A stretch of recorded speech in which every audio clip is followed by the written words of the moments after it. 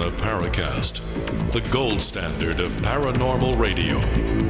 And now, here's Gene Steinberg. So instead of coming right to the microphone upon returning from the Mile High Conference, Chris O'Brien decided that he ought to get a chest cold instead. No, it got him, I guess he got himself a little run down. And he's been able to get these colds lately in the last year or two since quitting smoking. So I don't know if that's counterproductive or not, but he's a little bit under the weather. And we'll be back next week when our friend Nick Redfern will be here to talk about shape shifters. So we'll deal with that next week. This week we'll deal with a lot of other subjects and not much about UFOs except for this. Our guest co-host is Paul Kimball, back again because we like him. And our guest is Dr. Scott Kolbaba, and he's an internist, a real medical doctor, and he's responsible for bringing up a book to us called Physicians' Untold Stories, Miraculous Experiences Doctors Are Hesitant to Share with Their Patients or Anyone. It's about miracles that doctors have reported, him and 26 other physicians. We'll get to that in a moment. Okay, Paul, we got this story in Huffington Post from Leslie Kane, and it's about Tom DeLonge, someone we don't take very seriously, but now he's got this latest disclosure gig in some kind of press conference, and it turned out to be a lot less than we expected. What did you hear about it? Nothing more than what you read on the Huffington Post. Honestly, as I told folks last week, UFOs aren't, no pun intended, really on my radar screen these days. It's making films about other things. I kind of keep track of it. And so I read it and I thought, well, this sounds familiar. And it sounds, what did I put on Facebook? I said, it's the Roswell slides with tech, attached. So it's almost like the Aztec case will develop this really cool tech with the Roswell slides, which is, this is at some point or another bogus. Now, is Tom DeLonge sincere? He probably is. I remember once, about 10 years ago, being at a conference in the U.S., and I think it was Robbie Williams, the British pop star. Big thing. It was the International UFO Symposium, and Nick Pope was there. And Robbie Williams was flying in his private jet or something, and he was fascinated by UFOs. And Dan Aykroyd, same kind of thing. There are celebrities. There are people in all walks of life that are interested in UFOs. Celebrities, if they, like Tom DeLonge, even if they're sort of B or C list celebrities, sometimes have the resources and the connections to maybe push it further in the public realm than somebody like me could. So what? At the end of the day, their entire thing seems to be basically their crowdfunding, as far as I can tell, to try and start something up that is going to create these new technologies or whatever. And I seem to vaguely remember Stephen Greer making that same pitch 10 or 12 years ago. And I sort of remember Roger Lear making the same kind of pitch too.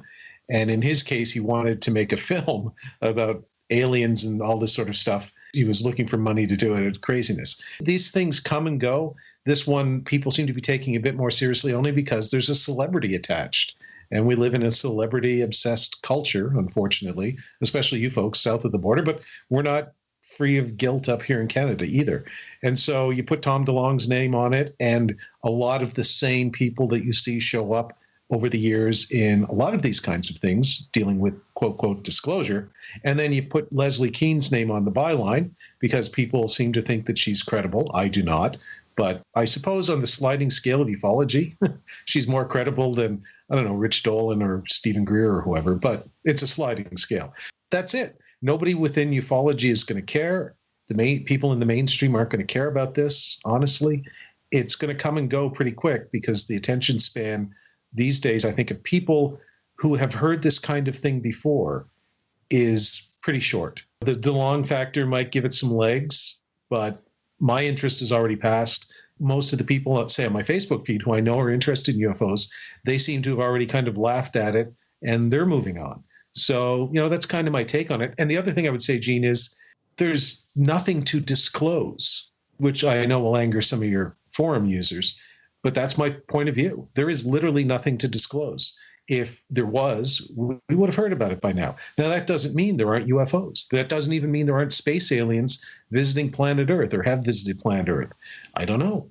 I know, and I mean, I'm just saying, I know, I'm convinced beyond any reasonable doubt that if whatever they represent, there isn't a secret Raiders of the Lost Ark kind of vault where the government's been hiding that information for 70 or 75 years. And we're not reverse engineering technology and all that sort of stuff. So everything that the disclosure movement talks about, I just think is bogus. And in fact, takes us away from a much more interesting conversation, of which I think UFOs could be part of. So could ghosts and all sorts of these paranormal things that we're going to, including talking to Scott about things like near-death experiences and possibly what might be out there and how that all works, or even miracles, however you want to call it. All of these things, we might be dealing with something that's all tied together in a much more interesting and fascinating way than space aliens in a 1950s flying saucer puttering their way here from Proxima Centauri, which I don't think is the case. So that's my take, and your forum users are well familiar with that by now. Feel free to have at it, folks. There you go. You see, I'm accused so often of keeping my head in the 1950s. And my point has always been is that in the UFO field, we haven't left the 1950s. We're hearing the same arguments. And now it's Proxima Centauri or Zeta Reticuli as opposed to Mars or Venus. But very little has changed. And that is the argument. Very little progress has been made. And the Tom DeLonge thing is just another one of these representations of we're going to disclose something. And it never, ever seems to happen. It's the promise repeated every year. And the boy has cried wolf just too many times. And who's going to believe it? They've been crying wolf since the 1950s. You see, my head's back in the 1950s again. But I don't want to be unfair to our guest, Dr. Scott Kolbaba. Scott, have you any interest in UFOs before we get to your book? Not a great deal of interest. Thanks, Gene. Thank God. No, I'm sorry. I'm just kidding. I think there's probably something else. I think there's probably something out there that, there's so many stars. It's hard to imagine that there isn't some life out there somewhere with billions and billions of stars. But I'm not that into UFOs. So sorry. Well, then we're not going to talk about it, except for one thing I'm going to mention. And because we're going to mention one of the cases, at least one of the cases here would be like a near-death experience. And that is one of our friends, Red Pill Junkie, his real name's Miguel, who's a researcher and blogger, wrote an article for my newsletter and has talked about this in other places, about a resemblance between near-death experiences and UFO abduction cases. So that's interesting. It doesn't mean that near-death experiences mean we've met ET. It means that people claiming abductions have definitely not met ET. But let me ask you here, this book that you presented, Physicians' Untold Stories, what gave you the idea to put all this in a book? I think there were two words that describe why I did this. And Gene, with all the work that it took me to write this, the two words are temporary insanity. When I've got a busy job, I've got 7 kids to take care of, would be temporary insanity. I started out thinking this would be a 6-month project, very simple, and it dragged out to about 4 years. And, there is something about these stories that I really just had to tell, because these are such moving and emotional stories that I almost had to write this book. And one of the things that got me going, I listened to a couple of stories from docs. Now, docs these are ordinary docs that I've in the book, and docs don't talk to each other about these kinds of spiritual and near-death experiences very much at all. So I suppose it takes one doc to know what to say to another doc. This is getting very fascinating, and listeners, we have lots of case histories to bring to you throughout this episode. Let's break it here, and then we'll continue with Dr. Scott Kolbaba. Our guest co-host is Paul Kimball. I'm Gene Steinberg. You're in the Paracast.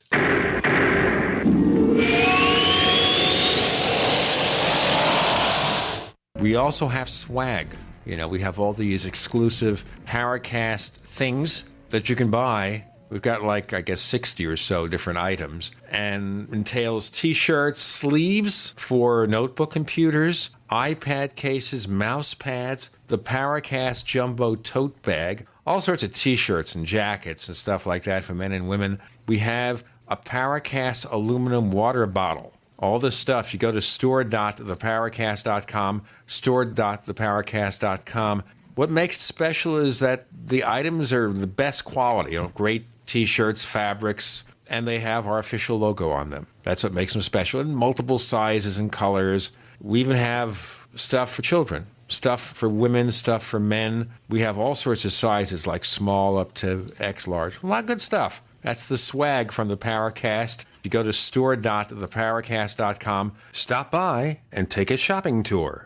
Are you happy washing your hands with harsh chemicals? Are you happy doing laundry with detergents? Are you happy paying high prices? Find your happiness with Pure Soap. These all-natural, earth-friendly Pure Soaps are the very best you've ever used. Buy in bulk. Get a 12, 36, or 48-month supply, or get items individually and still save big. You're getting soap products twice as good as what you're using now, earth-friendly and natural soaps. Your family deserves the best. Happiness is 5starsoap.com. Why not put your money up the drain for a change? See them at 5starsoap.com or call 1-800-340-7091 for a catalog. Cal Ben Soap Company can save you thousands of dollars and give you good old-fashioned real soaps that are triple concentrated. Soaps made from vegetable and coconut oils. See their full selection of soaps at 5starsoap.com. That's F-I-V-E starsoap.com. Or call 1-800-340-7091 for a catalog.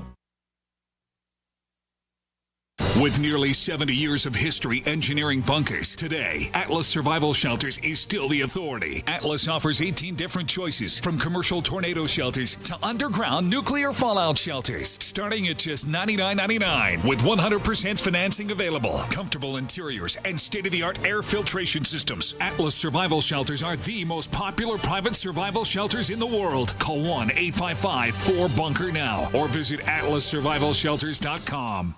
For P150, P150GA, P150NY, P150OK, P150TN, C250A, C250E, C250Q. Not available in all states. If New York or Colorado, call for a similar offer. What's the scariest thing about going to the dentist? Opening your mouth or opening your wallet? Because just a simple cleaning can cost $100, and things like root canals can cost you hundreds more. If you don't have dental insurance to help, call Physicians Mutual Insurance Company. 1-800-972-6540. This isn't a discount plan or preventive-only coverage. This is real dental insurance that helps pay for checkups right away. So you can call today and get your teeth cleaned tomorrow. Plus, it helps cover the more expensive procedures you might need down the road. Fillings, crowns, bridges, even costly dentures. There's no deductible and no annual maximum. Your acceptance is guaranteed for one of these insurance policies, even if you're retired. There are no networks, so you can choose any dentist you'd like. Call now for a free information kit with all the details. 1-800-972-6540. That's 1-800-972-6540. 1-800-972-6540. Dr. Carolyn Dean wants you to have a free chapter of her new book, The Magnesium Miracle 2nd Edition, and it's available at magmiracle.com. In your free chapter, Dr. Carolyn Dean explains how magnesium is essential to support the structure and function and overall health of your body. Your free chapter is your guide to learn how to support your heart, bone, metabolic, lung, and mental health with this powerful mineral. The Magnesium Miracle 2nd Edition is available on Amazon, but right now get a free chapter at magmiracle.com, spelled M-A-G, miracle.com. We'd like to hear from you. If you have a comment or question about the Paracast, send it to news@theparacast.com. That's news@theparacast.com. And don't forget to visit our famous Paracast community forums at forum.theparacast.com. We continue, but first a reminder before we talk to Scott about the book and about the doctors he's talked to. We have a second radio show called After the Paracast, and we do amazing things on there because it's a continuation sometimes of this show. It's a separate show, separate interviews. So, for example, we talked to a guy named Monty Shriver about the Aztec, New Mexico case. A few months ago, an unheralded episode where he, as someone who lived in Aztec when this alleged flying saucer crashed in 1948, can tell you he never heard anything about it. And when he went to his class reunion, he asked everybody he knew. and they never heard anything about it, listen to that episode, but you have to be a member of the Paracast Plus. Go to plus.theparacast.com. That's plus.theparacast.com to learn more about After the Paracast. We also give you the ad-free version of this show. And Paul Kimball's got some exclusive stuff he's going to be sending up in the next little bit of time. Dr. Scott Kolbaba is a medical doctor, an internist, and he is responsible for putting together this book called Physicians' Untold Stories. And Scott, before we broke, you were telling us here that you were talking to other doctors about things they don't generally share. How'd that come about? I'm not sure why a couple doctors approached me. I've been in practice a long time. I've never heard any unusual stories up until just before I started to get interested in writing this book. At that time, two doctors came to me with these really, really unusual stories. I'll tell you one real quick. It's Steve Heim is an orthopedic surgeon. It's a back surgeon. And we were having breakfast. And toward the end of the breakfast, he said, I just have to tell you this story. I don't know why, but this last weekend I was skiing in Colorado with my wife and my wife's sister, and he's an expert skier. He does these triple black diamond runs all the time, and he's an expert skier, as is his wife. I do not ski, and I have no idea what you just said. Okay, those are the runs where you look down and you say, "I'm going to die if I take this run." Okay, that's the kind of run he's on. This was an unfamiliar mountain to him. He got to the top of the mountain. They were ready to start skiing down, and the blizzard hit. So the wind started to come up. The temperature dropped about 40 degrees. The snow was coming down sideways and upside down and all over the place. They could hardly see anything in front of them, but they had to ski down the mountain. So they start skiing down the mountain. They come to about halfway down, they come to a grove of trees, pine trees, and they had to go to the right or the left. Dr. Heim went to the right. The girls happened to go to the left. Dr. Heim thought they were all going the same direction. And as soon as he realized that, he decided to ski back through this grove of trees to get back to where the girls were. Well, all of a sudden, while he's skiing through this grove of trees, he has this really unusual feeling in his chest, like there's something dreadfully wrong here, and he couldn't understand what was wrong. And all of a sudden, everything became very quiet. Despite the snow coming down, the wind blowing, he could hear his breath, he could hear the snow under his skis, and he felt like he had to do something that had life and death proportions, and he wasn't sure what it was. So he stopped skiing. Now, he knows that the girls are waiting for him on the other side of the grove of trees, and he can't see them, but he stopped skiing. He sunk down in 5 feet of powder snow, and he's standing there wondering what the heck he's doing. He took off his skis, and then he has this crazy idea that he has to walk up the mountain in the opposite direction from where the girls are waiting. So he's walking and climbing and walking up the mountain. Has no idea what he's doing, but he still has this feeling of dread in his chest, and there's still this eerie silence that he can't get over. He can hear the crunch of the snow under his boots, and it's just really, really quiet, despite the snow coming down, the wind blowing. And he comes to a big pine tree in his path, and there's a thing called the tree well, which is where the snow comes down to the base of the tree and then it goes up to the 5 feet of snow. And he's standing in front of this tree wondering what the heck he's doing. And he looks down into this tree well, and he suddenly realizes why he's there. There's a shape of a body under the tree, covered with snow. Now, he's a trauma surgeon, so what better person to happen to across the body in the middle of the woods than a trauma surgeon? So he brushes off his face. He looks like he's dead. He's got a gray face. He doesn't look like he's breathing. But a good trauma surgeon goes farther than that. He reached down to his neck and felt his carotid artery to see if he had a pulse. And sure enough, he had a thready pulse, but it was a pulse. He knew he was shocky, hypothermic, almost at death's door. So he went into trauma mode. He brushed all the snow off. He knew exactly what to do. Started to yell for help. Help, help. One of the last skiers that was coming down the mountain heard his cry, came to his side, and he said, "What can I do?" And Steve said, "Go to the nearest phone, or as soon as you can get to the ski patrol, get him up here. This guy's almost dead." So the guy took off, and he was ski down, and about 20 minutes later, he could see the light from a snowmobile pulling a gurney that came up to his side, loaded this unconscious skier onto the gurney, and took him back down to the lodge where an ambulance was waiting and took him off to the hospital. By this point, Steve was shivering and cold and adrenaline because he'd taken off both of his jackets to cover this guy and keep him warm. Put his jackets back on, got back to where the girls were still waiting for him on the other side of the grove of trees, and skied down the mountain to the lodge. There he got his special reward, a cup of hot chocolate. The next day, he called up the hospital and to find out what had happened to this poor unconscious skier. The skier was awake. He was alive. The orthopedic surgeons that were taking care of him at the time were complimenting him on the great job he did splinting his leg in the field because he had a broken leg.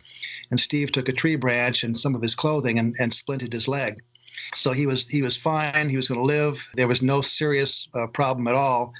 And so Steve said to me, this was more than just a coincidence. That had to be some kind of divine intervention. Somebody upstairs was looking out for this guy. And then he said to me something that was very interesting. 2 people were saved that day. And I said, what do you mean 2 people were saved that day? And he said, well, the skier was saved, but I was saved too. And I said, what do you mean? I don't understand what you mean. And he said, about 2 years ago, I was skiing with my father. And my father was in Michigan, and it was a cross-country skiing trail. And it was pretty vigorous. My father arrested on the trail, had a heart attack and arrested. I ran him down to the first aid station where there was actually a doctor, and we did CPR for about an hour, and he died. I could never get over that. I'm a doctor. I'm used to saving lives and not losing lives. And I thought that I was responsible for his death. And when I found this skier on the mountain, when I saved his life, I realized that I can't save everyone and that somebody else is in charge of life and death and not me. My guilt disappeared, and now I feel much better about myself, and I can go on with life realizing that it was my father's time. But someone, and maybe my father was involved with this, gave me a second chance, and I was able to succeed and save this skier. And now 2 people were saved that day, the skier and me, and I'm coming back to life again. When I heard that story and a couple others, I thought, I've never heard a story like this before from a doctor. So I have patients that are in pretty much every occupation you can imagine. So I have a publisher it was the president of a publishing house. So I called him up and I said, let's have lunch. I'd like you to listen to a couple stories. I think they may have some merit to writing these down, but I need to know, and they could be totally worthless. So we had lunch, and I was telling him the stories, and I was eating, and I wasn't paying attention to what he was doing, and all of a sudden I realized he'd stopped eating. So I looked up, and he had tears in his eyes. He said to me, these are such moving stories. You have to publish this book. You have to write these stories and get more stories. The world needs to know that this is happening, and that this is happening to responsible people like doctors that don't normally believe in this kind of stuff. And so I did. We got more to come with Dr. Scott Kolbaba and what inspired him to put this book together. With Gene and Paul, you're in The Paracast.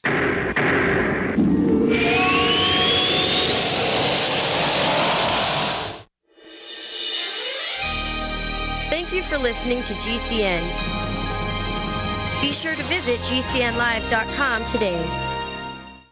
Actual testimonials from real Numana customers. I've tried all kinds of food storage, and Numana is by far the best. I'm a single mom with 2 teenage boys and a full-time job. I don't always have time to cook a 4-course meal. That's where Numana has been such a blessing. I can spend less time in the kitchen and more time on what matters most, like helping with homework. Find out for yourself. Order online at thepowermall.com. That's thepowermall.com. Numana is food stores I love to eat. Yum! Thepowermall.com.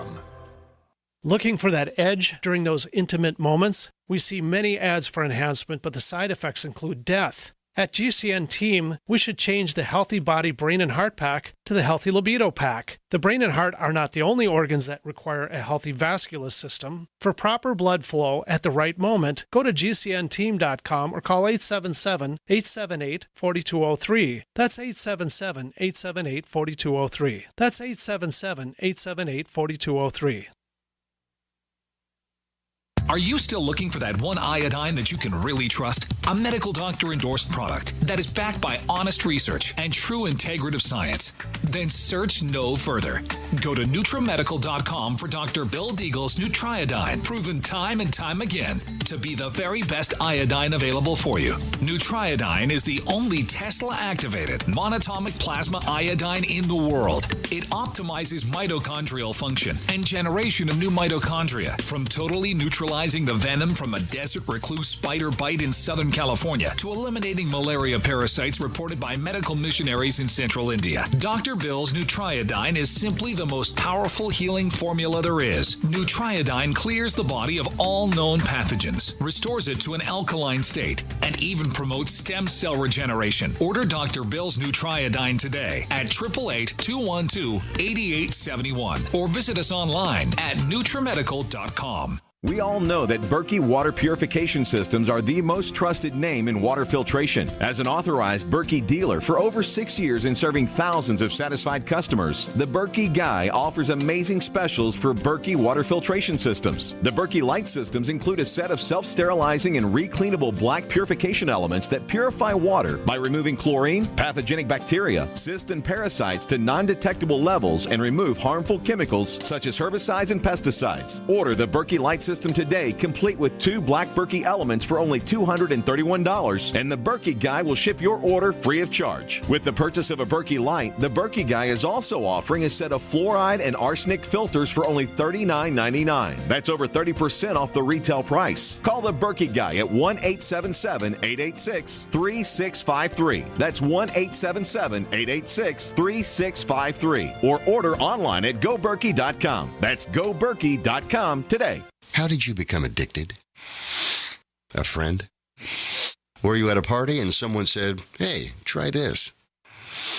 Then you got the cold sweats and started shaking. And the more you did it, the more it didn't work. So you switched to the needle. Now you're a train wreck. Drinking, drugging, broke. Your family hates you, and you hate you. Get out of your hell on earth now. Call the Detox and Treatment Helpline today for immediate help.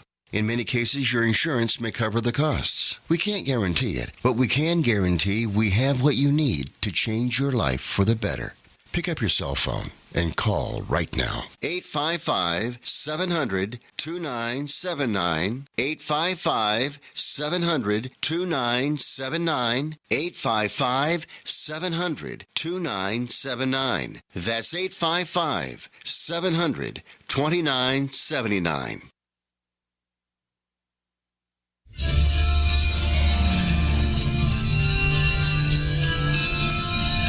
Hi, this is Bryce Abel. I'm the producer of Dark Skies, the co-author of AD After Disclosure, and you are listening to the Paracast, the gold standard of paranormal radio.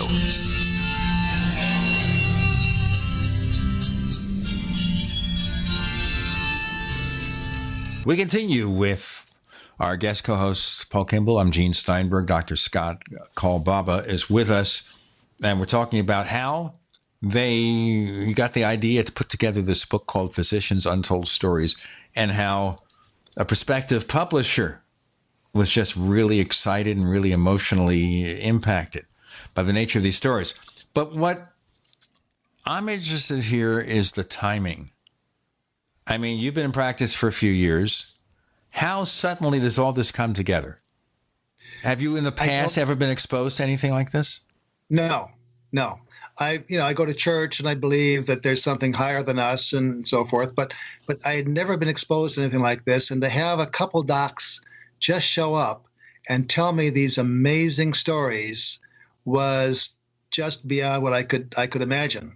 And then what I decided to do was to see if there are other doctors that had stories like this too, because I don't know. I really didn't know. And I've been with doctors for 30 years, and I'm a doctor to many doctors, and the doctors take care of me and family and so forth, and we talk. But we never talk about these kinds of spiritual or emotional or near-death experiences at all. We talk about surgeries and potassium levels and who died and who's sick and so forth, but nothing like this. So I hung out in the doctor's lounge off and on for quite a while, and I'd ask doctors, I would say, I'm writing a book. So I committed myself so that I would be embarrassed if I didn't carry on with writing the book. And I said, I'm looking for stories about things that you can't explain scientifically. And I was literally blown away by the number of doctors that had these incredible experiences. I interviewed probably 200 doctors over the time, and I called doctors up that I knew from my residency program and other places. And so I talked to lots and lots of doctors. And there were a large number of stories. A large number of doctors had these stories What I do, Gene, is I would talk with the doctor, get the story down quickly, because most doctors are pretty busy in the morning, for example, going to their rounds and so forth. And then I would call the doctor up at night and then get the details. And we'd go back and forth at half a dozen or more times to get the story straight. When I heard a story that gave me goosebumps or made me cry out of emotion, those are the stories I used for the book. The other ones weren't good enough. And there were lots of those kinds of stories. And I'm collecting even more now. And I was totally surprised. And what also surprised me was that the doctors would let me publish these stories, because they don't tell these stories to anyone, because they're embarrassed that someone will think they're crazy. You see, that's interesting. I'm looking at the back of the book, and all these doctors have their names there. I noticed one was a military doctor, and we're looking here at really prestigious people, pillars of their community, revealing these things. Would you say that most of the doctors you talk to have at least one experience that just boggles the mind? A lot of doctors have experiences, and the more gray hairs they had, the more experiences they had. So not every doctor would have an experience like this, and I'm sure not every doctor wanted to tell me their experience. But a lot of doctors did. I kept on wondering, these are very successful doctors. They have a great practice. They're ordinary people. They're people that you and I would go to for whatever we have. And I do go to some of these doctors for various orthopedic things and whatever.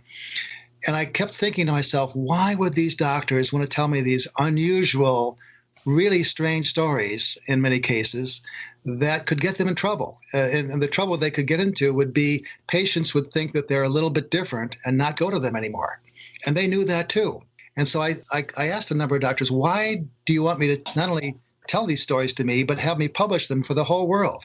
And I think the bottom line and the reason that they did that is because, and that's another thing I learned about doctors. There's a whole host of things I learned about doctors, but this one thing is that most doctors, I think, are sappy do-gooders. I called them that in the book.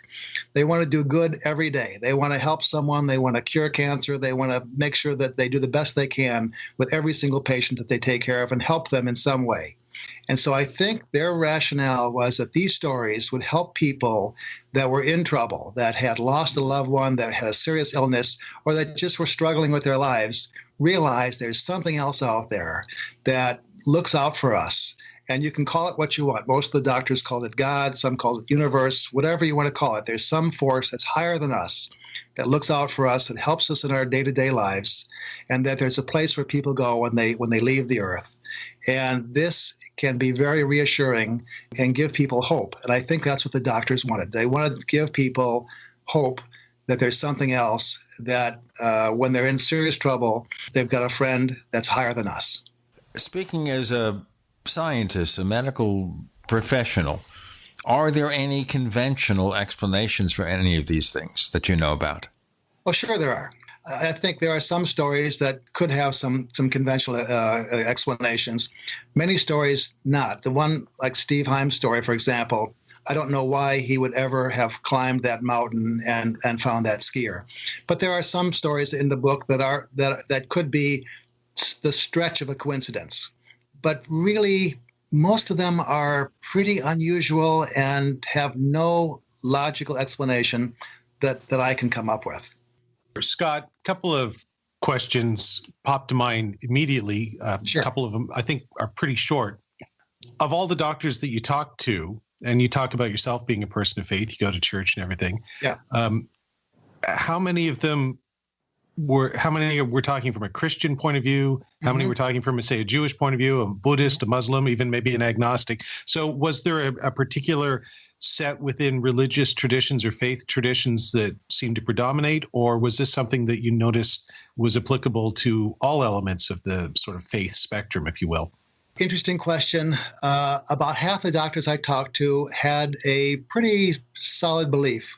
Most of them were Christian, not all of them, but about half the doctors didn't have a religion, didn't go to church, and couldn't say that they belonged to Methodist or Catholic or Jewish or whatever. And what I found, though, is that most doctors that I talked with, especially the ones that had these stories, were profoundly spiritual. They knew that there was something else out there. And these stories, I think, helped solidify that faith. But they didn't practice a faith necessarily, and they didn't go to church, and they didn't talk about it.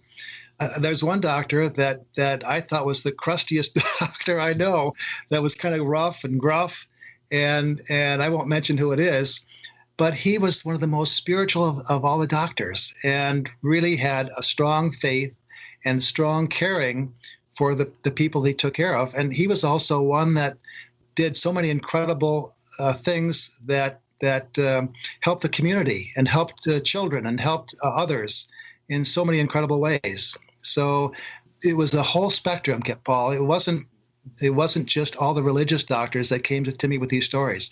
Many very what we would consider unreligious doctors that didn't even have a religion, couldn't even say that they were Catholic or Methodist or whatever. Sure. And I'm just as interested in the other side of the equation, which would be the patients or the people who were, involved in these stories.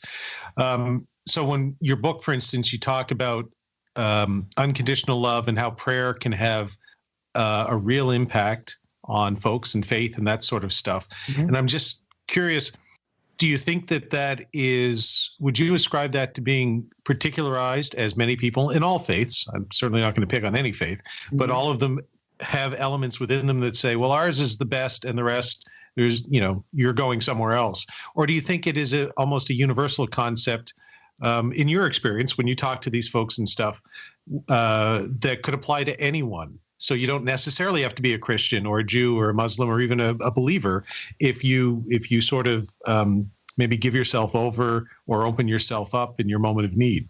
That was my experience. My experience was that you don't have to be any particular religion or any religion to have some of these things happen to you. So that people that prayed that were in desperate circumstances, for example, may not have a religion, but their prayer was still answered, or that they still got some divine intervention in their lives, even though they weren't very religious. This is just getting more fascinating. It really is.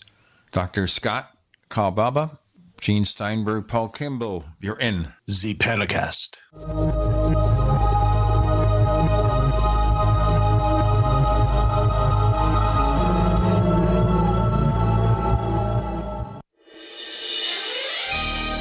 Thank you for listening to GCN. Be sure to visit GCNlive.com today. Do you need a website? Well, you can get a great deal on hosting services with Namecheap's legendary coupon code. They're offering substantial hosting discounts on shared hosting, business hosting, VPS hosting, reseller hosting, and even dedicated servers. Namecheap is preferred by millions. It's backed by a money-back guarantee. Use the coupon code LEGENDARY to cash in on the special deal at Namecheap.com, Namecheap.com. First came Attack of the Rockoids, and it was a critically acclaimed success. And now there is The Coming of the Protectors. A former military intelligence man is contacted by a space woman in a dream that turns out to be a nightmare because evil forces on her distant planet are planning to conquer the Earth. This is gripping science fiction of the classic kind. Attack of the Rockoids and The Coming of the Protectors. Find out more at rockoids.com. That's Rockoids, ROCKOIDS.com. Hello, Mr. Anderson.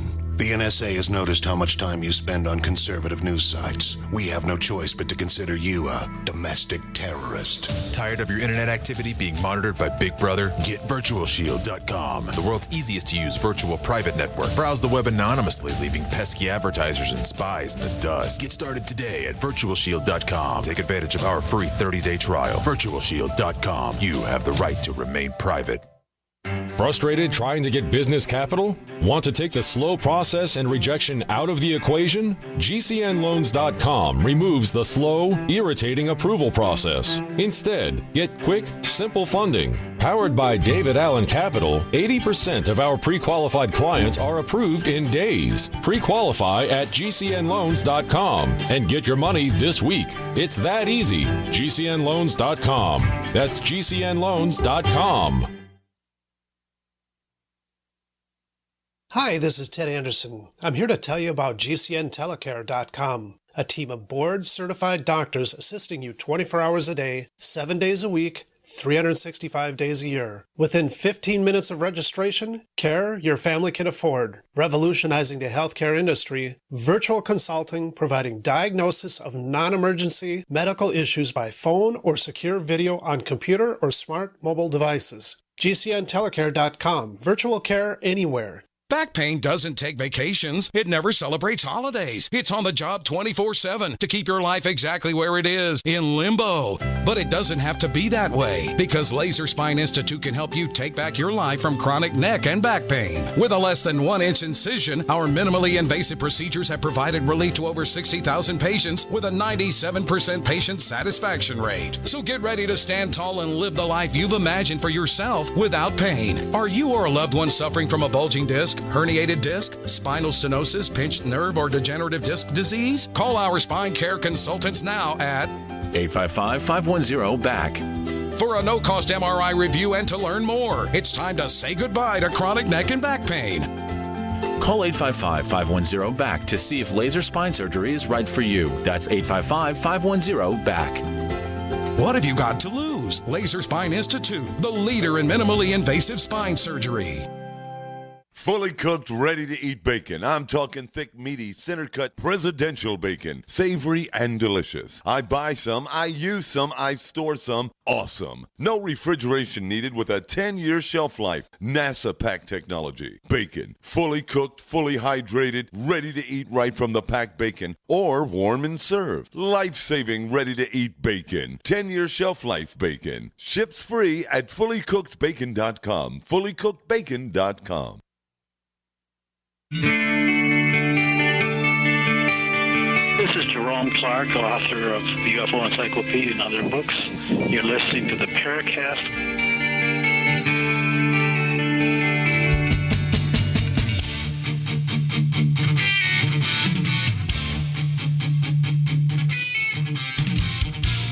That is really interesting when you talk about that, Scott, that there's no correlation between anyone's religion. It's how they behave and live their lives. And it doesn't matter what religion you have. And I think that argues more for being a good person than following any particular religion, don't you think? I'm not sure what it is, Gene, to be honest with you. Most of these docs were really good people, and they believed in doing some good in the world. And like I said, they're sappy do-gooders. So I don't know what it is.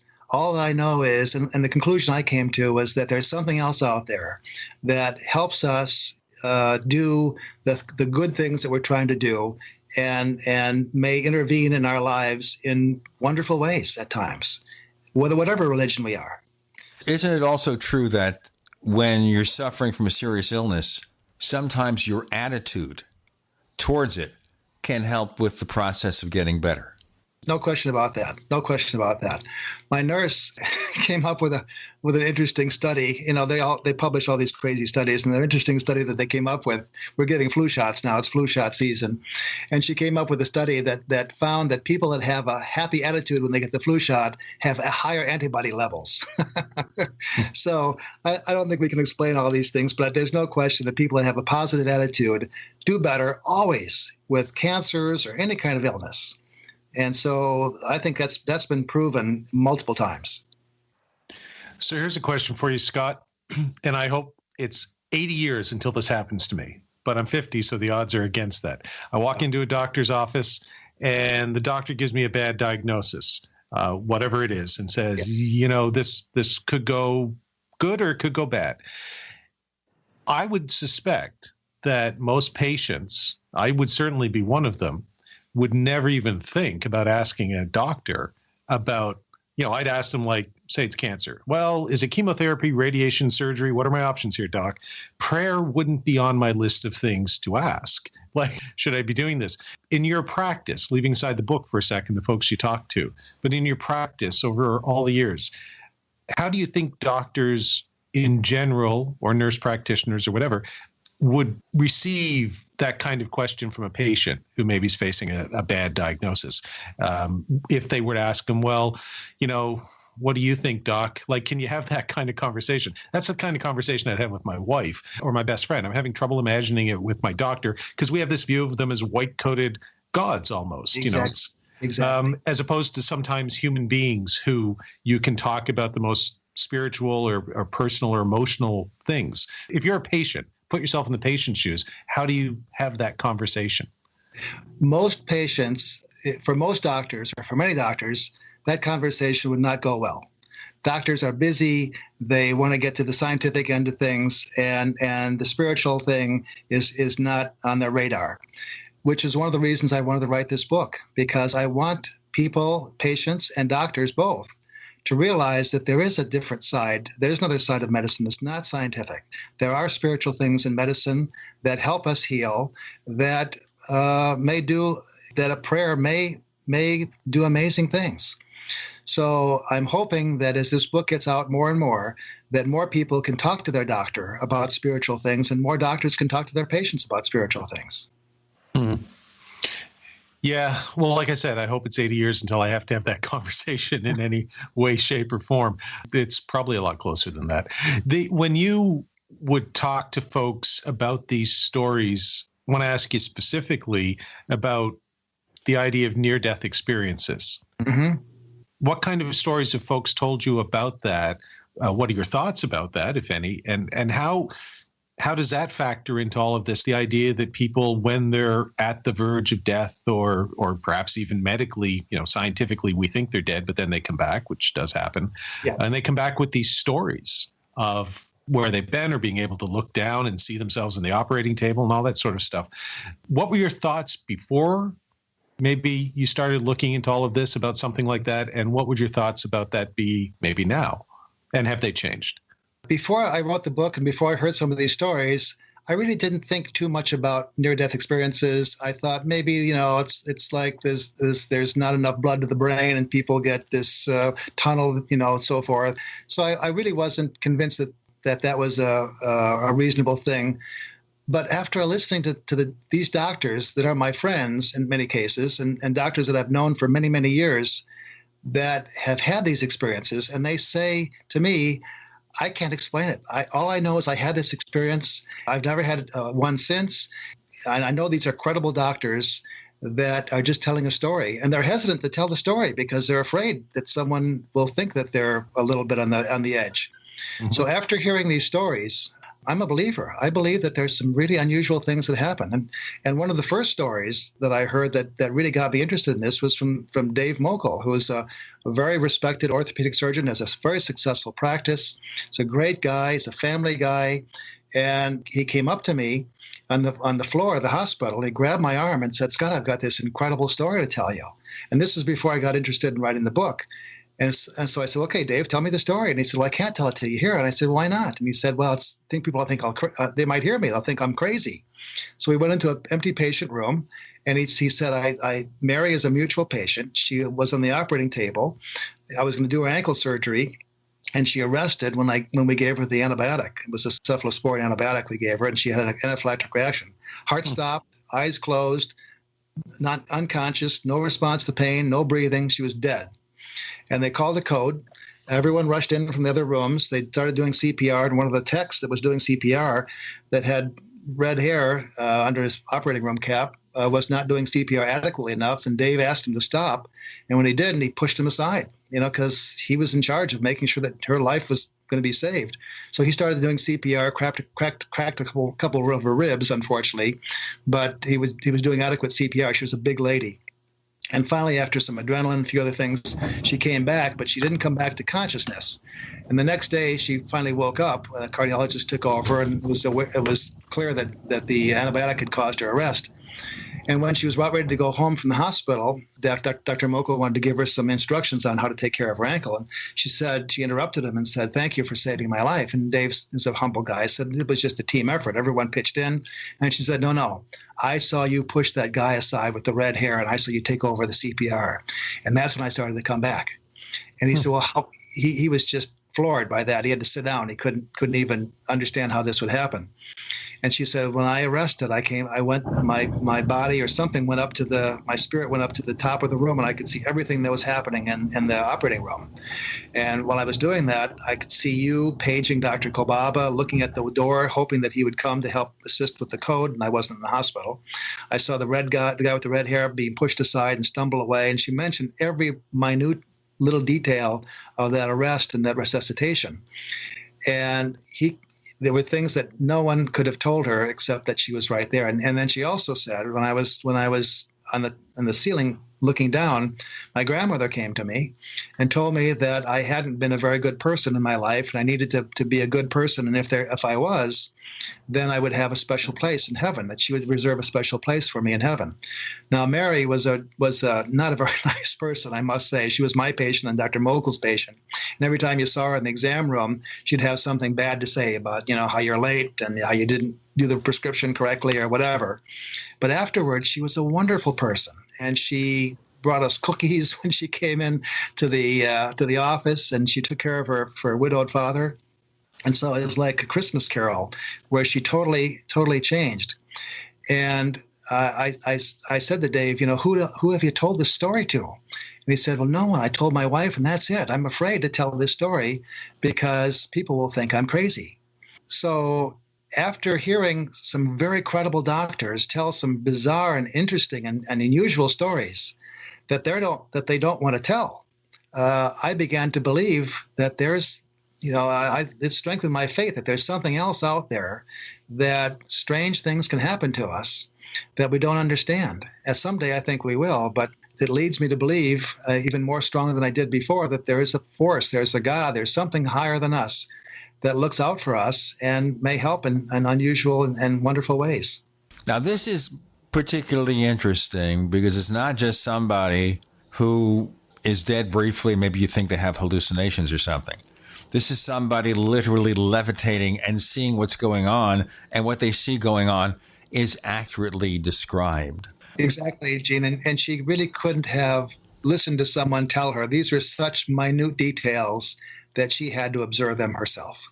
Now, I'm going to ask you in our next segment then, Scott, were there any other cases of a similar nature where somebody's either floating above the fray or at least can capture information they would not otherwise know? We have more with Drs. Scott Kolbaba and Gene Steinberg and Paul Kimball. You're in the cast of Para.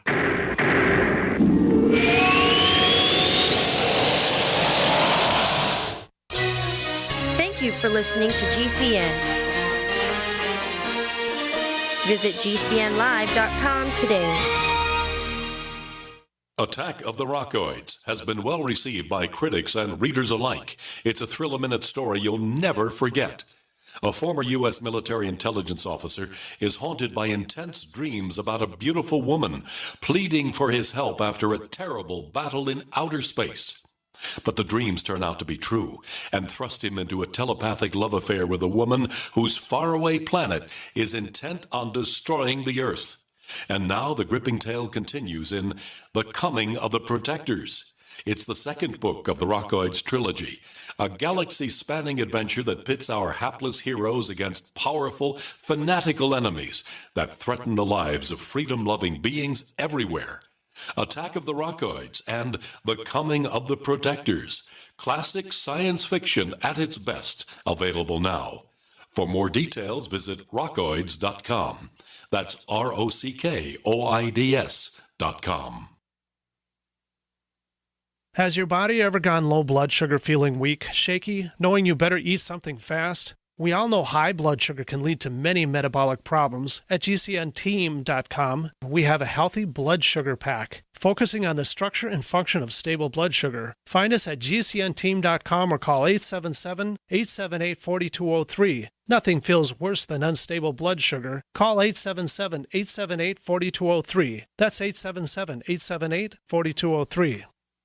In an emergency, you need a fire now. But what if the wood is wet? No problem for InstaFire. Our non-toxic fire starter packs lights wet wood, floats, and can even burn on water or in any weather. Sustains winds up to 30 miles per hour, and each pouch weighs only 1.75 ounces. Need an emergency or camp stove? Get the InstaFire Inferno stove that boils 20 ounces of water in under 3 minutes with controllable heat and temps from 425 to 1500 degrees. Free shipping. Go to instafire.com and use discount code RADIO30 up to 3 times for 30% off your order. InstaFire. Fire in an instant.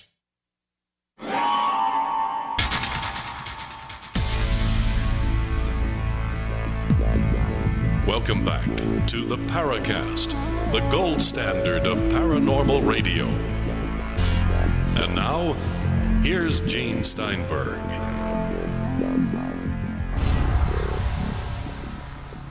Yes, since we have a medical professional here, we'll talk about a cast next time I break my arm. I've never broken a bone. I shouldn't say anything about that, though, because, next week it'll happen, and then I'll be eating my words like that.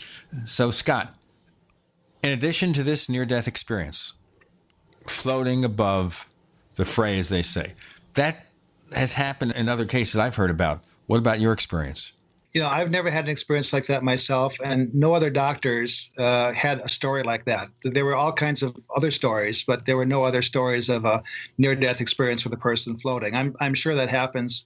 I just happened to pick a selected group of doctors, and these are the stories that I heard. So that was the only near-death experience. There are other experiences that are equally unusual: dreams, premonitions, ghosts, visions, things like that. But no other near-death experience that I ran across. Speaking of ghosts, we've got the guy here for you, Paul Kimball, being co-host of a show about ghosts called Haunted. Tell us the ghost story. There were a couple ghost stories that were really good. I think my favorite is from Jack Heitzler, who's a gynecologist obstetrician. He delivered our third child, and our third child is still walking and talking and alive and well. His story is that of his wife, who was in the delivery room delivering their fifth child. He had a number of children, and he was in the delivery room, as was another gynecologist that was actually doing the delivery. And Joan was having some difficulty with the labor, and Joan's grandmother was a midwife. Her name was, they called her Grandma Hanlon. And Grandma Hanlon came from Ireland when there was a lot of controversy with the Catholics and the Protestants fighting, and her father sent her out of the country just because he wanted to make sure that she was safe. So she came to this country, became a midwife, and she became the spiritual leader of the family. She would do crazy things, like when she was taking the train into Chicago, she would have sandwiches for the beggars that would come up to her, and she'd even give them some money occasionally, and people would laugh at her, and they'd say, they're just going to use that to buy alcohol. And she would say, God wants me to do this, and what they do with their money is their thing. And so she was quite an individual. And then when she became older, she couldn't deliver babies anymore, so she lived with Joan's mother in their house. And Joan would always say, if I could make it to Grandma Hanlon's lap, if she got in trouble with her mother, if I could make it to Grandma Hanlon's lap, I know I'd be safe. So Joan was delivering their fifth child, accomplished the delivery, and everything went well. But then she started to have a lot of pain after the delivery, and when they were doing some exploring and had to remove some of the placenta, things like that. So the normal thing to do in those days was to give a drug called Trilene, which is administered by masks. So they put a mask over the woman's face, they give her Trilene, she falls into a deep sleep, and they're able to accomplish their things, and then they wake her up fairly soon afterwards. And so Joan was about ready to get the Trilene. She was a little anxious about getting that. And Grandma Hanlon came in the room because she's a midwife and she had access to the room. And she stood at the foot of the bed and she shook her head that Joan shouldn't take the Trilene. And she was dressed in her usual polka dot little outfit, sweater vest, and her hair up in a bun and old lady shoes. And Joan saw her and signaled to push the Trilene away. Well, no one realized that Joan had eaten a large meal right before she went into labor. And about 1 minute after she pushed the Trilene away, which would have put her into a very deep sleep, she vomited the entire meal. Had she had the mask on her face, she would have had a very serious complication of aspiration, which sometimes can be fatal if it's very serious. So Joan said that she made it through Grandma Hanlon's lap one last time, overcoming time and all eternity, because Grandma Hanlon had died 20 years before that. As we say in the ghost hunting business, spooky, but good spooky, because it saved her life. It really did. It really did. So I love that story, and that's quite a story. It's one of my favorites, the Grandma Hanlon story. So here's the hard question, Scott, because I have to ask at least one hard question. Then I have an easy question afterwards. So we're talking about faith and unconditional love and how it can intervene and really save you, all that sort of stuff. Sure. Sounds great. Hope in a troubled world, as you say in your book, which yes. it is getting more troubled with each passing day. So here's the flip side, though. why is it a troubled world? Why are all these people, doctors above anyone else, except maybe police officers or first responders, see the worst in, especially emergency room doctors, can see the worst in society. So if there's the benevolent, all-loving God out there who can intervene in these positive ways, why do we have these negative stories in the first place? And so when you were talking, and I don't want to put you personally on the hot seat, although I am, but when you were talking to a lot of these doctors, did this ever come up as, how do you wrestle with this, that there seems to be this positive force that can help folks, but at the same time, 6 million dead in the Holocaust, I can just list the 20th century. Where was the positive force for them? So how do you reconcile that? I've struggled with this, and many doctors have struggled with the answer to that question. And I finally heard a TED Talk that gave me the answer to this. And the TED Talk was by a minister from England. And it was a great talk. And he talked about how some strange things happened, like the tsunami in Malaysia and Thailand, and how there was a church, for example, that normally would meet on Sunday when the tsunami came on the beach. And for this one particular Sunday, they decided to have their church service in the mountains, where they were very safe. And hundreds of people were killed and injured, and they were all safe. He said, well, why did that happen? Why did God or the universe or whatever you want to call it have those people go up in the mountain and the rest of the people were killed or hurt badly? His conclusion was a very profound conclusion. And his conclusion was, we don't know. and that's my conclusion, Gene. I don't know why there are some people that are saved, why a person has a terrible cancer and suddenly miraculously cured. I've had that happen. I had a patient that had a terrible cancer. We put her in the hospital. She had cancer, a breast cancer around her heart and her liver and her lungs, everywhere. And we said she'd had all the chemotherapy, all the hormonal manipulations, all the radiation that she can get. She failed in everything. We sent her home, and I kept seeing her every month, thinking she's going to be in real trouble and die any minute. And I kept seeing her every month. And after about 9 months, I thought, why don't we get some additional scans and find out what's going on here? And it was gone. The cancer was gone. So I can't explain that. I think someday we'll know, but I think there is bad in the world and there's good in the world. And some people have miraculous things happen to them and other people don't. I do believe that there's a place where we all go eventually where we will learn why that is. And I think that place is some place that will give us peace and an understanding. But for right now, all I can say is the answer is I don't know. I often think about that place that can give me peace and understanding, and it usually winds up being Burger King for me. I really hope the afterlife is more interesting than Burger King or Wendy's or McDonald's. No offense to those burger joints. There was a movie once. I forget who was in it. I know Meryl Streep was one of the people, and I forget who was the star of the movie. But it ended up that they could eat whatever they wanted in this waste station between here and there. Uh-huh. And it wouldn't cause them any weight problem. I want to go to that place. As somebody who has to host a television show, I want to go to that place too. Put 20 pounds on from eating cheeseburgers. The irony is by going to all those burger joints, I'm moving myself much more quickly to finding the answer to the question I just asked, which is what lies beyond. Probably. So, and as I say that, I get a twinge in my upper left chest. Perfect. I'm sure it's a muscle pain. Another question I'd have, and this one, there's a forum user at Gene's show. They have a sort of online forum. And he wrote, in a slightly different context, but when I was on talking about my ghost hunting show, and he said, as a statement of fact, without equivocation, that life after death is impossible, period. Now, he's not a scientist, you are. So I thought, and I actually wrote this in the Paracast forums, I said, so that's a non-scientist telling me that life after death is literally impossible. I thought I'd ask a scientist and a doctor who's dealt with this stuff, do you think it's actually impossible that there might be life after death? And you know what? We can now break and get the answer on the other side. With Scott, Gene, and Paul, you're in the Paracast.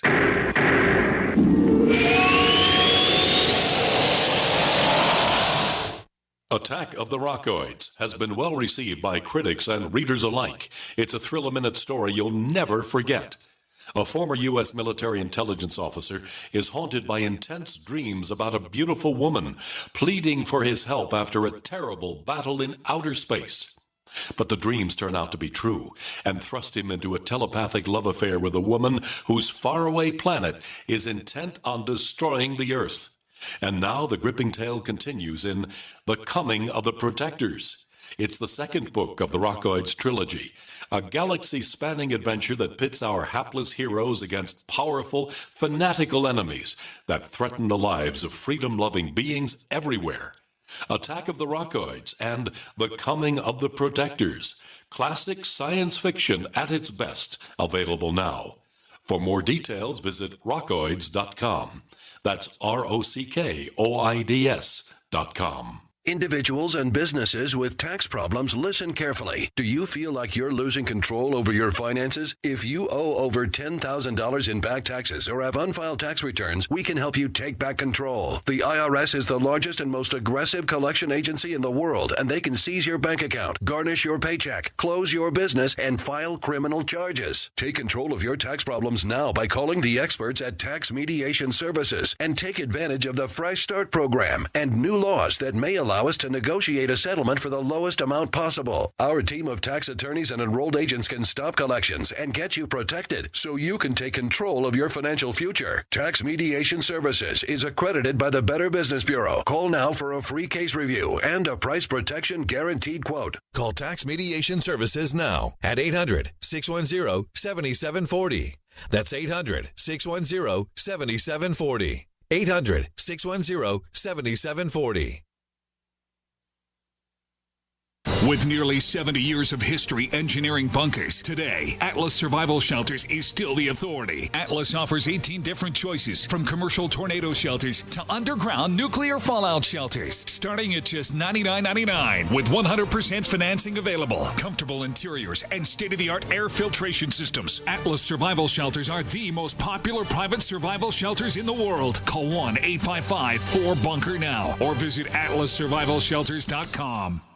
It's been said, any society is only 3 missed meals away from chaos. Those times may be near. Think about it. Our country faces multiple terrorist threats and aggressions from Russia and North Korea. Social unrest and violent marches yet again may lead to looting of stores and city shutdowns. And our crumbling infrastructure leaves our power grid vulnerable to long-term outages from a single cyber attack. When the chaos from any one of these threats arises, the government knows it can't provide during a widespread national emergency. That's why you need your own plan for self-reliance. That's where My Patriot Supply comes in. Get a 4-week survival food supply for only $99. That includes breakfast, lunches, and dinners. Order online at preparewithgcn.com. $99 for 4 weeks of survival food that tastes like homemade cooking and lasts up to 25 years. From My Patriot Supply. Get your kits today at preparewithgcn.com. Free shipping is included. Preparewithgcn.com. This is Dan Pilla. Do you owe the IRS money you can't pay? Are tax debts crippling you? I've defended people from the IRS for over 30 years. I've helped thousands, and I can help you too. I wrote the book on IRS settlement, and I'm telling you, there's no such thing as a hopeless case. Call 800-34-NO-TAX to finally get free of IRS debt. With the IRS's new programs, there's never been a better time to solve your problem. Call 800-34-NO-TAX. That's 800-34-NO-TAX, or my website, danpilla.com. We'd like to hear from you. If you have a comment or question about the Paracast, send it to news@theparacast.com. That's news@theparacast.com. And don't forget to visit our famous Paracast community forums at forum.theparacast.com. Okay, he's trying to bring out his inner Frank Sinatra there. Just trying to keep it fresh. And unfortunately, it stays in. I'm kidding. I will not comment about singing at all. Scott, you had the question there. A response? Let me give you a story to answer that question, if you don't mind. I'm going to tell you a story from Noemi Sigaloff. Noemi Sigaloff is a general surgeon. She is unusual because she is a female surgeon, and traditionally that's a male occupation. And when she tried to get into residency, everyone told her that this is not for ladies and it's going to be too hard and so forth, which just cemented her determination to do that. And she is an excellent surgeon. She was the only female surgeon in her residency program of about 35 males and one female. And they made fun of her a little bit. They called her the girl, but she did it, and she succeeded.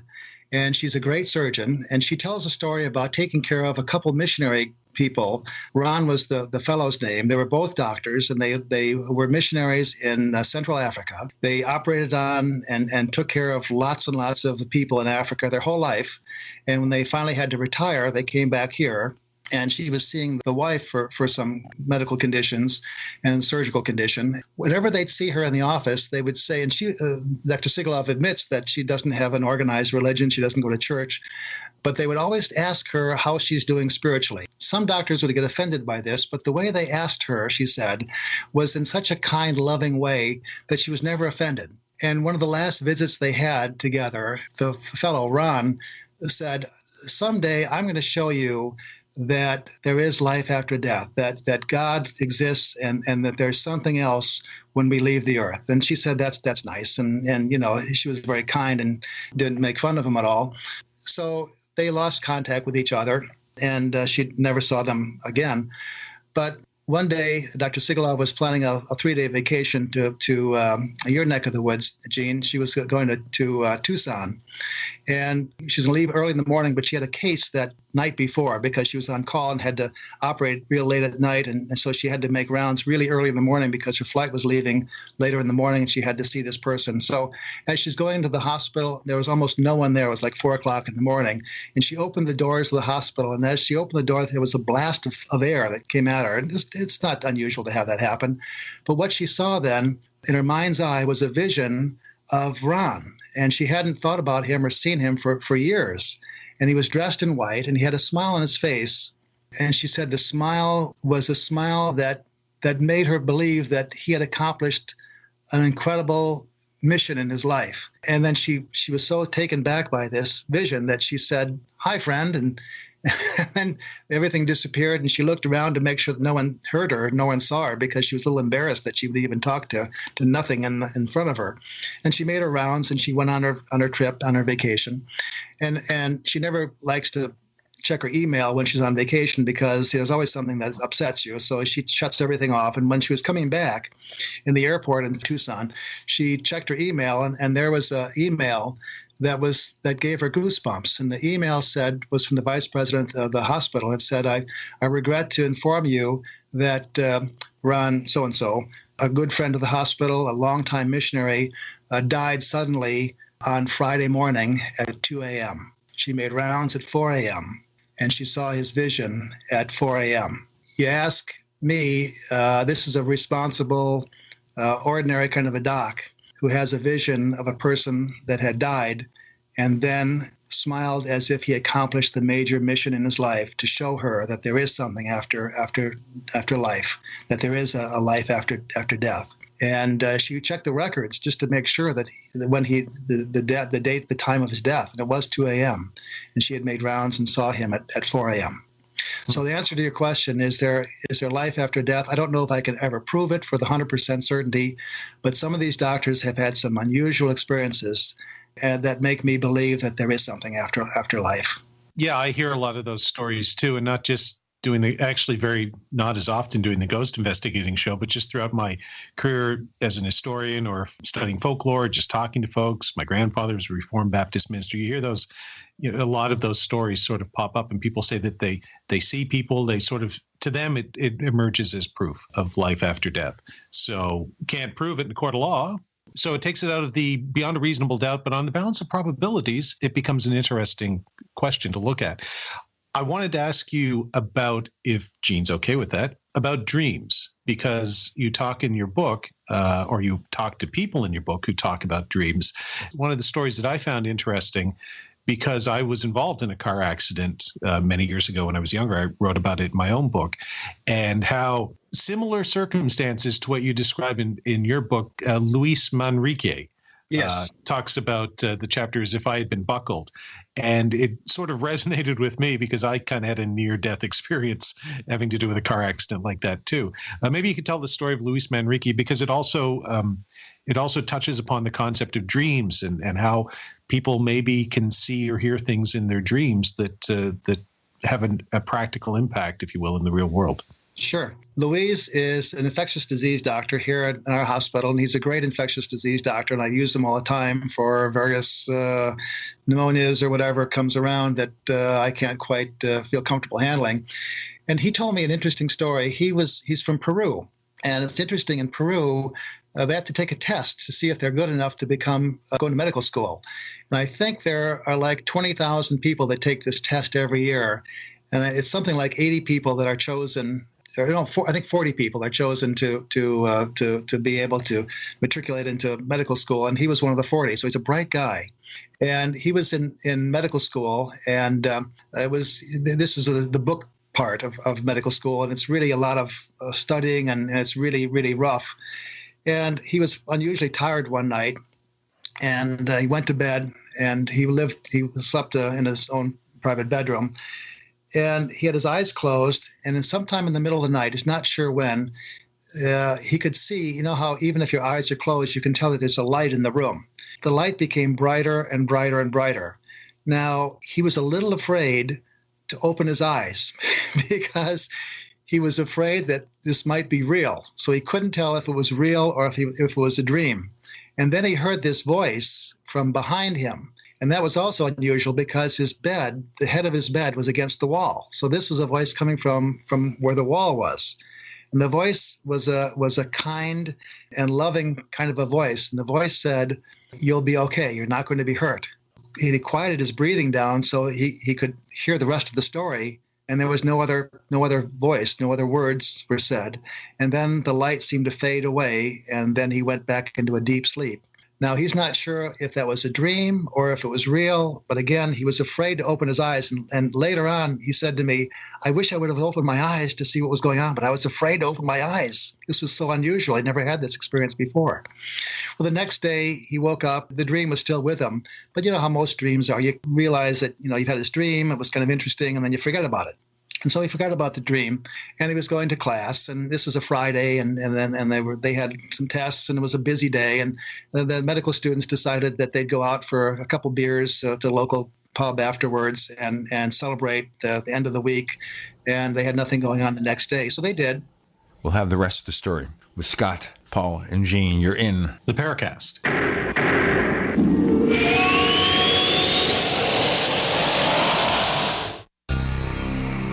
Thank you for listening to GCN. Visit GCNlive.com today. Maybe not today, maybe not tomorrow, but soon you'll need a plan and place to survive. Forget bunkers. You're not a live underground gopher. You need survivalist camps, the ultimate fully functional, off-the-grid mobile survival bug-out house that's well-equipped and custom-built to outlast any other RV or trailer. Bold statement? You bet.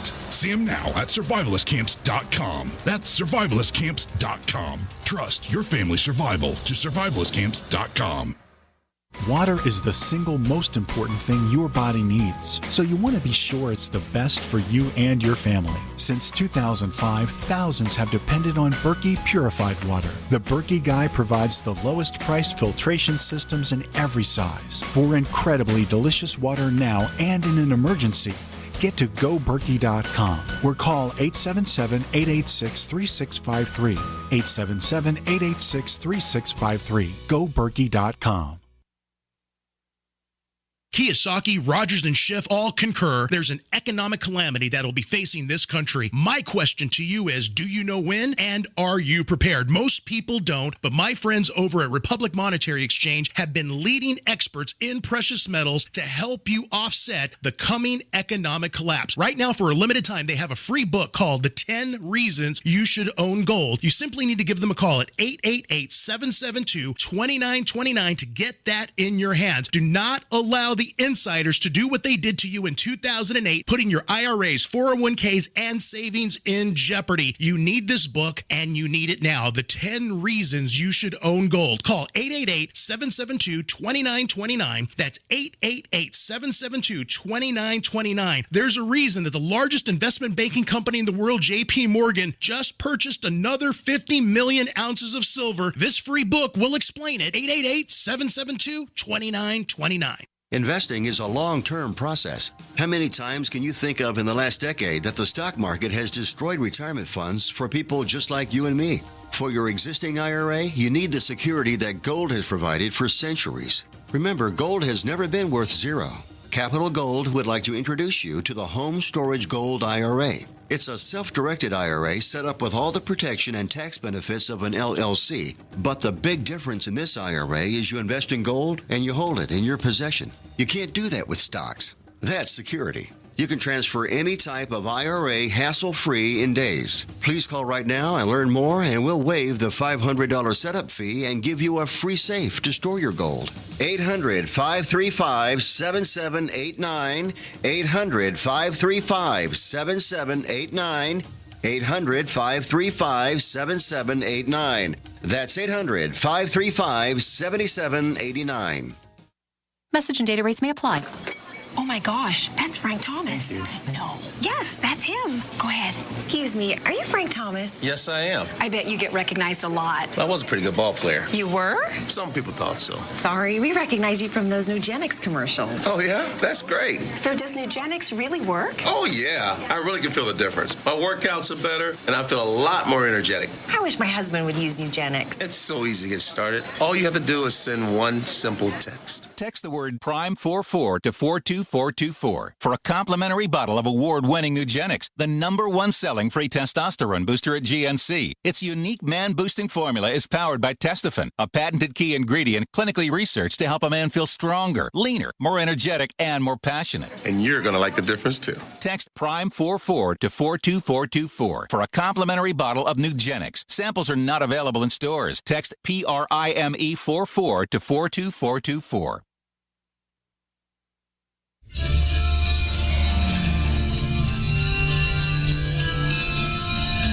Hi, this is Bryce Abel. I'm the producer of Dark Skies, the co-author of AD After Disclosure, and you are listening to the Paracast, the gold standard of paranormal radio.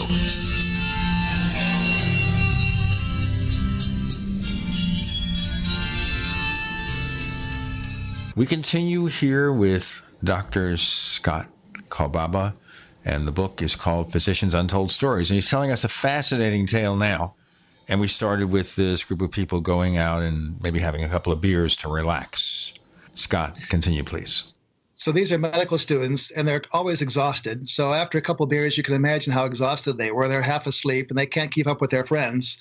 So they decide to leave, fairly early. And after a couple of beers, they're not used to drinking beers because they're studying all the time. And so they're a little on the high side. And when they got out into the cold air, they woke up a little bit, and they opened the windows and started to yell and had a good time. And they had a designated driver, but the designated driver had as many beers as they had, so it's not clear why they had a designated driver. Anyway, the designated driver, Manuel, was driving the car, and they got a little silly. They were crossing a viaduct, and as they were crossing this bridge, the Manuel started to swerve back and forth, just having fun. And Luis was in the passenger seat and became a little afraid, and he decided to buckle up.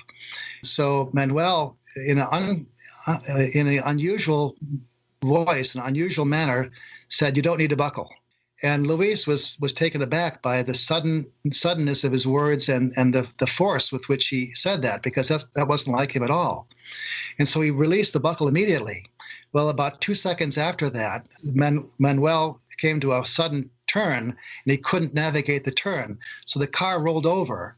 And those were the last words that Manuel was able to speak, because the door of the driver's side door flew open. He was ejected out, and he died a couple of days later in the hospital.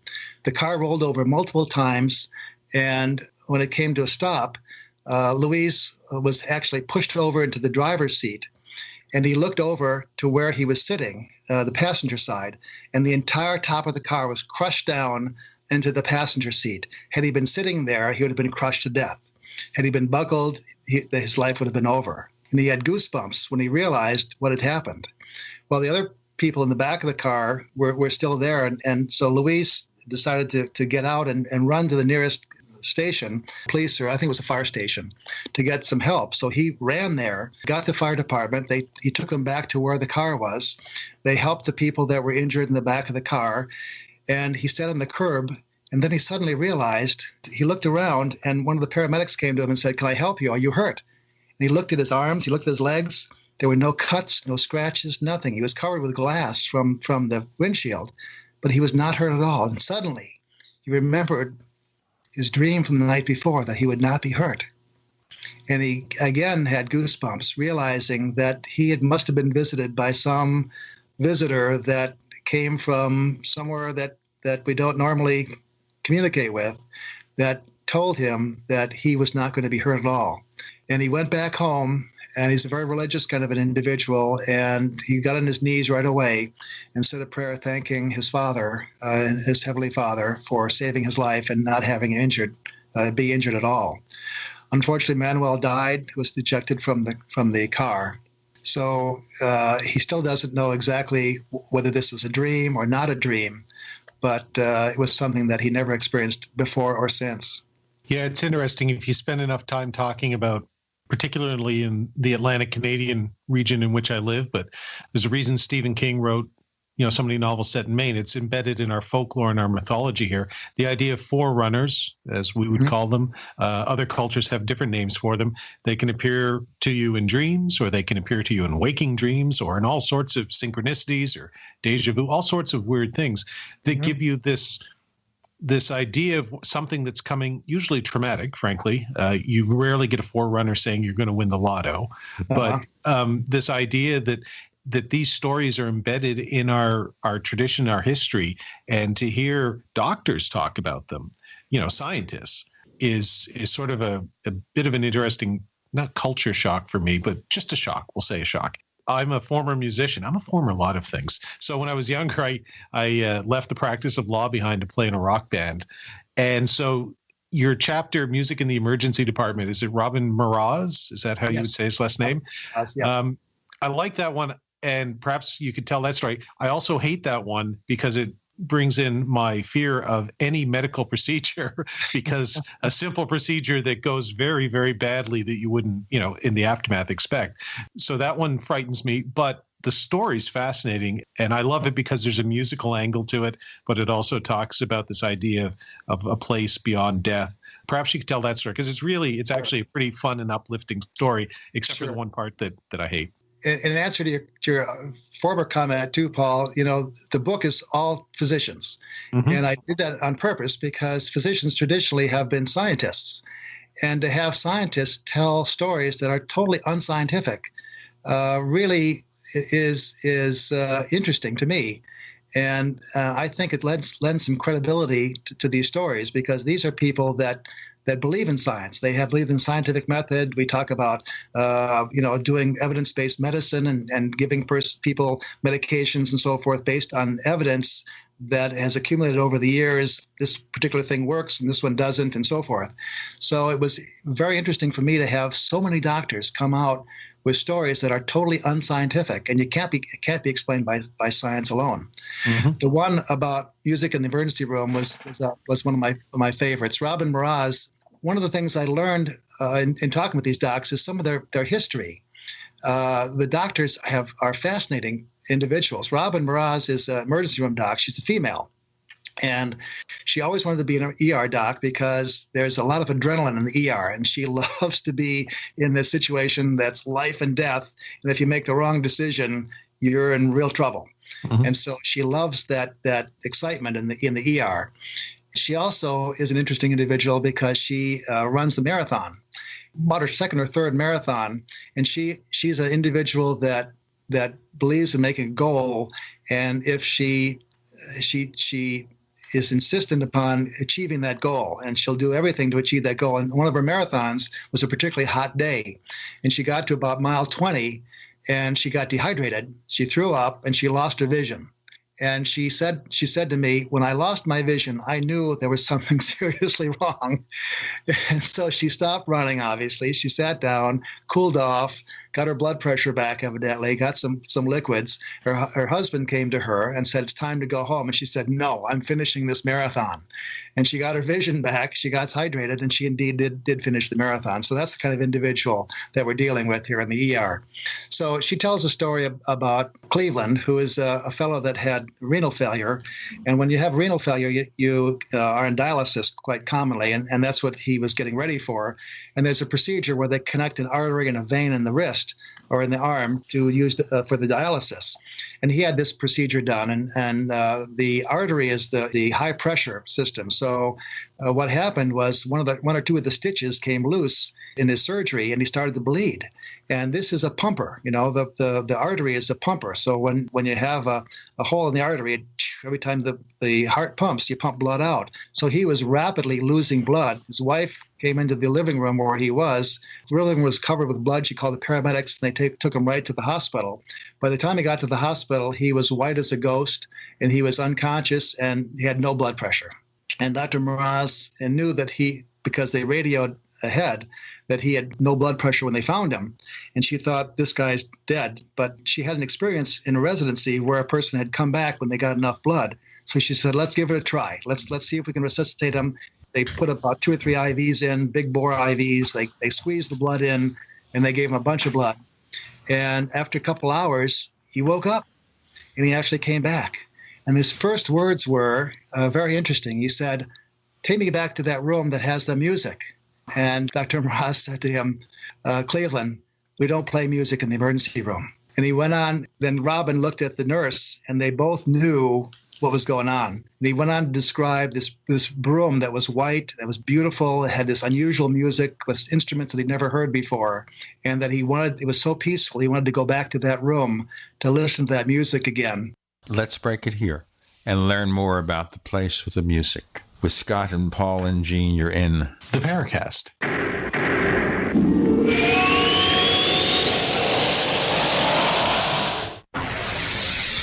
You are listening to GCN. Visit GCNlive.com today.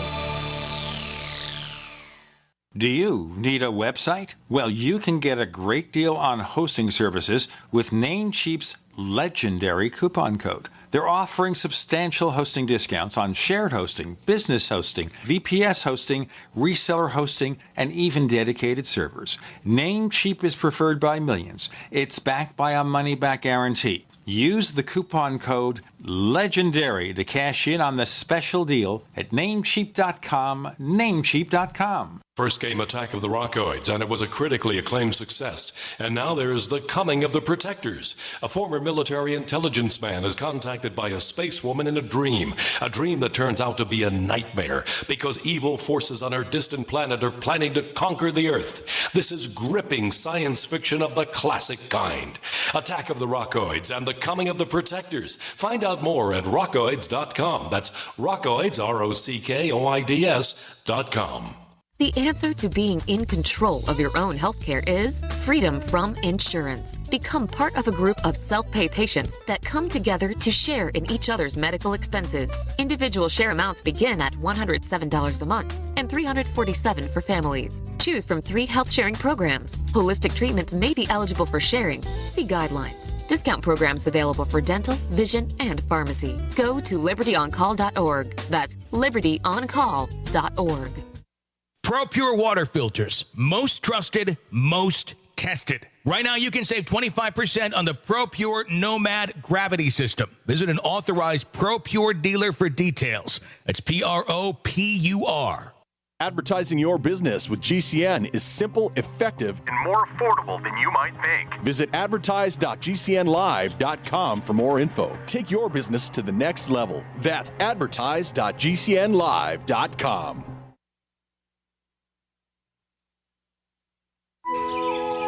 Want revenge on the common housefly?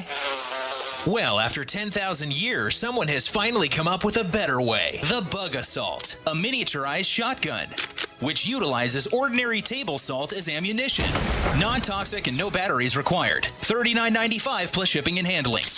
Use discount code GCN and receive 15% off your purchase at bugasalt.com. Fire your fly swatter and get your Bug Assault today. Have you checked your Google search results lately? Search results are usually the first impression that people form of you or your business, so make sure that they create a positive impression with ReputationDefender.com. What the internet says about you can have a big impact on your life and your livelihood, even if it's not true. Fortunately, you can now control how you look online and in online search results with ReputationDefender.com. Call 800-831-0771 now. That's 800-831-0771 for your free reputation analysis. If you have negative material from an ex-employee, upset patient, or former client, newspaper article, legal issue, social media, or other source showing up in your search results, you can combat it with ReputationDefender.com. Our dedicated experts in patented technology can help make your online search results look their best. Call 800-831-0771 to learn more. 800-831-0771. That's 800-831-0771. Or visit ReputationDefender.com. Hi, this is Ted Anderson. I'm here to tell you about GCNtelecare.com, a team of board-certified doctors assisting you 24 hours a day, 7 days a week, 365 days a year. Within 15 minutes of registration, care your family can afford. Revolutionizing the healthcare industry, virtual consulting providing diagnosis of non-emergency medical issues by phone or secure video on computer or smart mobile devices. GCNtelecare.com, virtual care anywhere.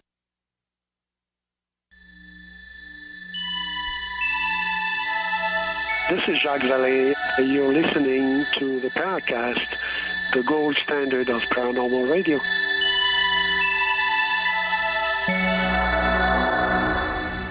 I thought Paul would burst into song there, but he won't. We've got another radio show for you to listen to called After the Paracast, where we never know what's going to happen next. We continue this show. We have other guests, all sorts of unexpected things. It's also part of the Paracast Plus package. We give you the version of this show free of the network ads and more features for a low subscription price.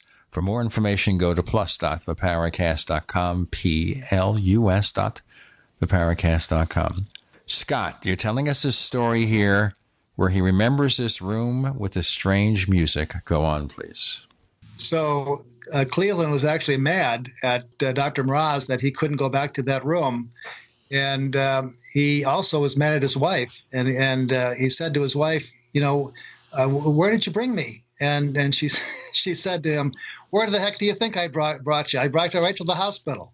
So he really couldn't believe that was the case and was a little skeptical about where she actually brought him. But Robin and the nurse that took care of him have a pretty good idea that he wasn't on Earth when he was hearing that music. There was something else, and he was probably dead when he heard that music and then came back. And he still wanted to stay in that room where the music was so beautiful. I kind of like the story. Yeah, so do I. And it opens up a whole wide range of debates with a ton of friends of mine about what kind of music will be playing for us when we. So I've, one friend might be listening to Beethoven, another one might be listening to the Ramones. Sure. So if you wind up in in hell, the one who wants to listen to Beethoven could wind up with the Ramones and vice versa, which would be using music for both good and evil. Good observation, Paul. Yeah, it's also, if I had to go to hell, I could probably listen to music that I don't want to listen to as opposed to some of the alternatives. That's maybe not so bad. How has your book been received by doctors who are not in your book, if you know what I mean? Like people you work with, but also maybe reviewers or people within the medical community. How have they looked at it? I was really worried about the response I would get because I thought people would say this, these are kind of hokey stories and these are kind of bizarre and what kind of a doctor are you? And I'm not going to go to you anymore because you believe in this crazy stuff. And just the opposite happened, Paul. I really, it was surprising. And when it started to happen was when we launched the book. We had a number of the doctors, not everyone showed up, but we have quite a few of the doctors that were in the book show up for the launch. And they were treated like heroes, like they had the courage enough to come out with stories that many people have. And I think in telling these stories to patients, because I love to tell stories, and I always tell my patients some of these stories, And it's surprising to me that many people have had similar experiences. And when they hear a story like this, they say, thank you for coming out with these stories or this story, because now I don't feel so bad about telling my story. And then they're telling me their story about a miraculous experience too.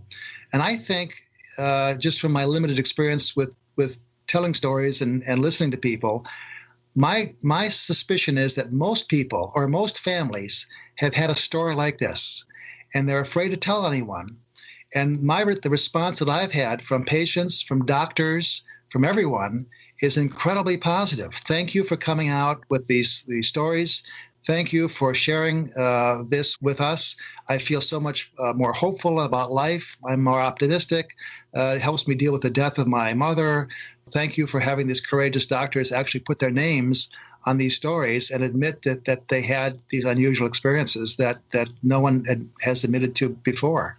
Did any of the doctors whose stories you quoted report to you any experiences from people who read the book? They're universally positive. I don't think I've had one doctor say they had any negative comments at all. I was very surprised. I was very surprised about that.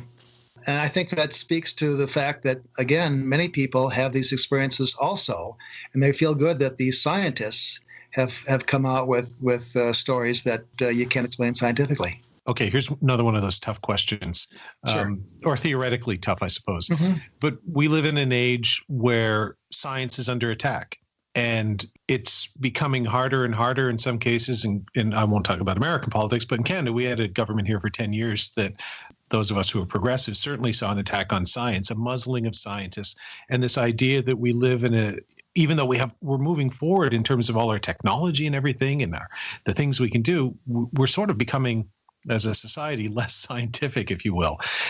Is there a danger? No, let me not phrase it like that. How do you reconcile the two in terms of making sure that while these stories can be told, and they should be told, and they can be hopeful and uplifting and all that sort of stuff, that you don't have people going out and saying, you know what, my doctor prescribed me, a statin for high blood. No, statins go for cholesterol. I can't remember. Cholesterol. That's why I didn't go. I used to be on them. That's why I didn't go to medical school. I couldn't remember these things. Mm-hmm. But, or after surgery, my doctor told me this, or frankly, my doctor wants me to undergo chemotherapy for cancer, and I think I'm just going to pray it away. That's a sort of a fine line to walk, or a narrow needle hole, if you will, to thread. So how do we balance those two as we tell these stories, but also don't undermine the science that underlines medicine? These are great questions. This is a phenomenal question, because it speaks about these doctors that have had these experiences, and will they do something unusual when a person comes in with a particular illness, and will they say, let's just pray over it and not treat you with conventional medicine? And I think virtually all the doctors, including myself, believe in the scientific method and science, and believe that if a person has a high cholesterol and they're at risk for heart disease, you treat them with a statin, and that will help. And so, but there are times when you have a premonition or a feeling or something that you just can't explain, and you try to balance that with science and try to listen to that. My partner, for example, John Bourne, will frequently tell me that after he sees a person, he may have this funny premonition or funny feeling that he needs to do something. And unless it's really bizarre or crazy, he'll frequently listen to that voice, to that little premonition. And one of the cases was a person that had he was pre-oping for a total joint surgery. And he had a feeling after he did the pre-op and after the fellow went home that he needed the stress test. And so it wasn't too out of the realm of normal to do a stress test, because he had a few risk factors. And so they tried to convince the guy to do a stress test, and the fellow refused. And he finally said, well, I'm not going to clear you unless you have a stress test. Well, he had a stress test. He failed the stress test badly, needed a bypass surgery. He might have died in his orthopedic surgery if he hadn't had the stress test. So I think it's important that we balance things, that virtually all the doctors that I've dealt with that are in this book believe in science and believe in doing the conventional straight arrow things in medicine. But there are some things that you just can't explain, and some feelings that you get that you just can't ignore. And I think we all have those. And the point in the book is listen to those. And if they make sense, maybe you should pay attention to some of that stuff. Maybe there's a dream that you had that is trying to tell you something.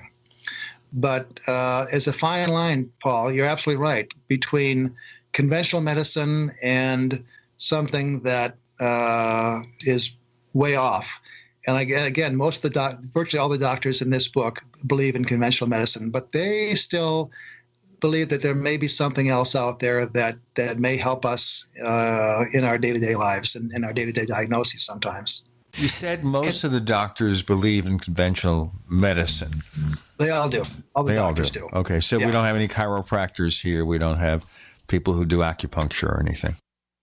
I mean, none of the doctors in the book do that, but I think acupuncture has its place. I think chiropractic has its place. There's a chiropractor in the book that does a great job with some patients. So there's lots of different kinds of medical treatments that do work.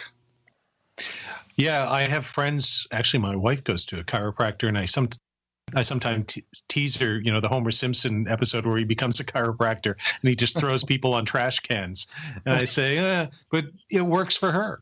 She swears by it. So, which the Homer Simpson thing reminds me too, when I was asking you about religion earlier, the great Homer Simpson line, as his car's going over a cliff, he just says, Jesus, Allah, Buddha, I love you all, to sort of cover all of his bases, just in case. Of course, I've gone to a chiropractor too, and Consumer Reports magazine did a survey on the efficacy of different medical practices and said that, in certain cases, chiropractic does work. And certainly, if anything else, it's a lot less invasive than certain types of surgery where there is no predicting what might happen. At least you can try this first.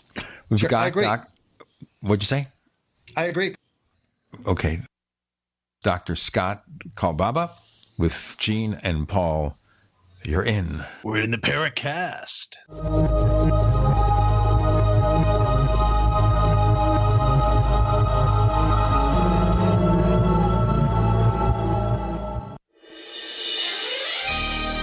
Thank you for listening to GCN. Be sure to visit GCNlive.com today. We also have swag. We have all these exclusive Paracast things that you can buy. We've got 60 or so different items, and entails t-shirts, sleeves for notebook computers, iPad cases, mouse pads, the Paracast jumbo tote bag, all sorts of t-shirts and jackets and stuff like that for men and women. We have a Paracast aluminum water bottle. All this stuff, you go to store.theparacast.com, store.theparacast.com. What makes it special is that the items are the best quality, great t-shirts, fabrics, and they have our official logo on them. That's what makes them special, in multiple sizes and colors. We even have stuff for children, stuff for women, stuff for men. We have all sorts of sizes, like small up to X large. A lot of good stuff. That's the swag from the Paracast. You go to store.theparacast.com, stop by, and take a shopping tour. It's a no-brainer. A Big Berkey water filter is the one you need, period. You need a water filter that removes chlorine, fluoride, pharmaceuticals, BPA, and other endocrine disruptors, pesticides, bacteria, viruses, and much more, right? And does it all at only 2 cents per gallon. Get the original and most trusted name in gravity water filtration, Big Berkey. And now GCN listeners receive 5% off ceramic filter systems using code GCN. Call or click 1-877-99-BERKEY or BigBerkeyWaterFilters.com. That's 1-877-99-BERKEY. Dr. Carolyn Dean wants you to have a free chapter of her new book, The Magnesium Miracle 2nd Edition, and it's available at magmiracle.com. In your free chapter, Dr. Carolyn Dean explains how magnesium is essential to support the structure and function and overall health of your body. Your free chapter is your guide to learn how to support your heart, bone, metabolic, lung, and mental health with this powerful mineral. The Magnesium Miracle 2nd Edition is available on Amazon, but right now get a free chapter at magmiracle.com, spelled M-A-G, miracle.com.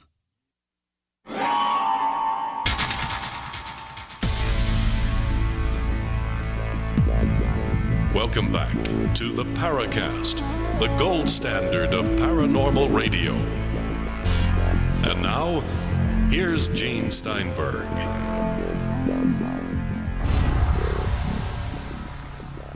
We're in something or other. Now, obviously, the skeptic's going to come out and maybe say a couple of crazy things, Scott. So I'm going to ask you, in looking over stories here, and we'll get to some more in a moment, did you ever run across anybody who might just be the kind of person who likes to tell stories just to look impressive or gets a kick out of it?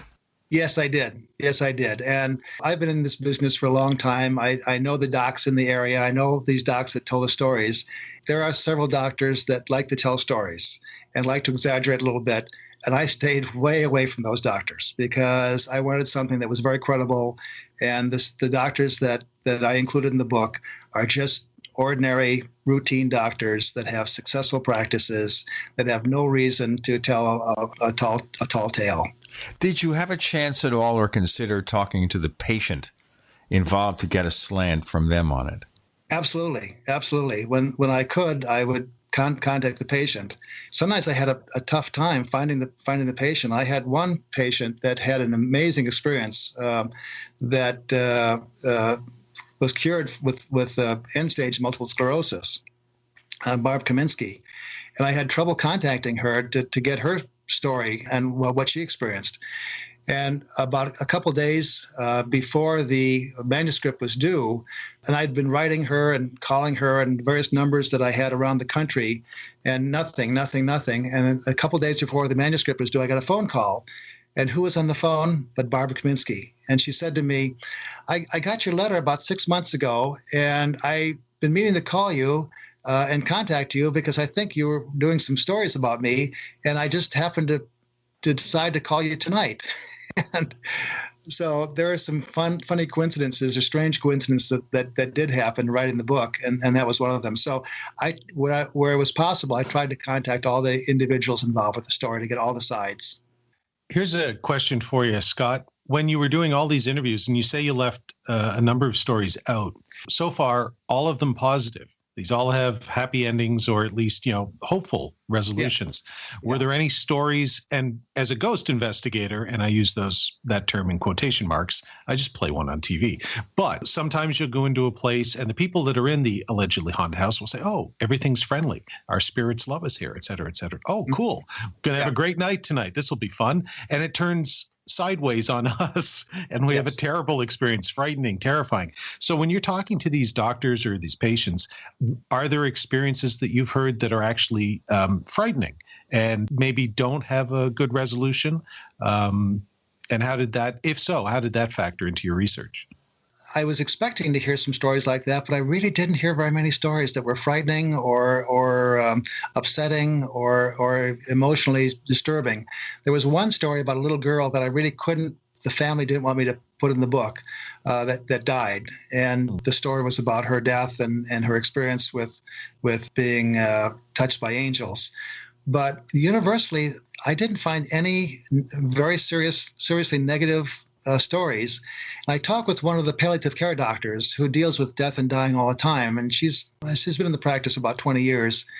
And I said, universally, the stories you're telling me are very positive. And have you run across any frightening stories where people are seeing the devil or flames or things like that? And she said, almost never. She said, my experiences with people that are dying have almost universally been positive also. And I was surprised at that. And the stories that I've gotten, none of them were frightening or disturbing. And so I guess that's just, maybe I've got a skewed sample of stories, but that's just what I experienced and what I listened to. A general life after death question.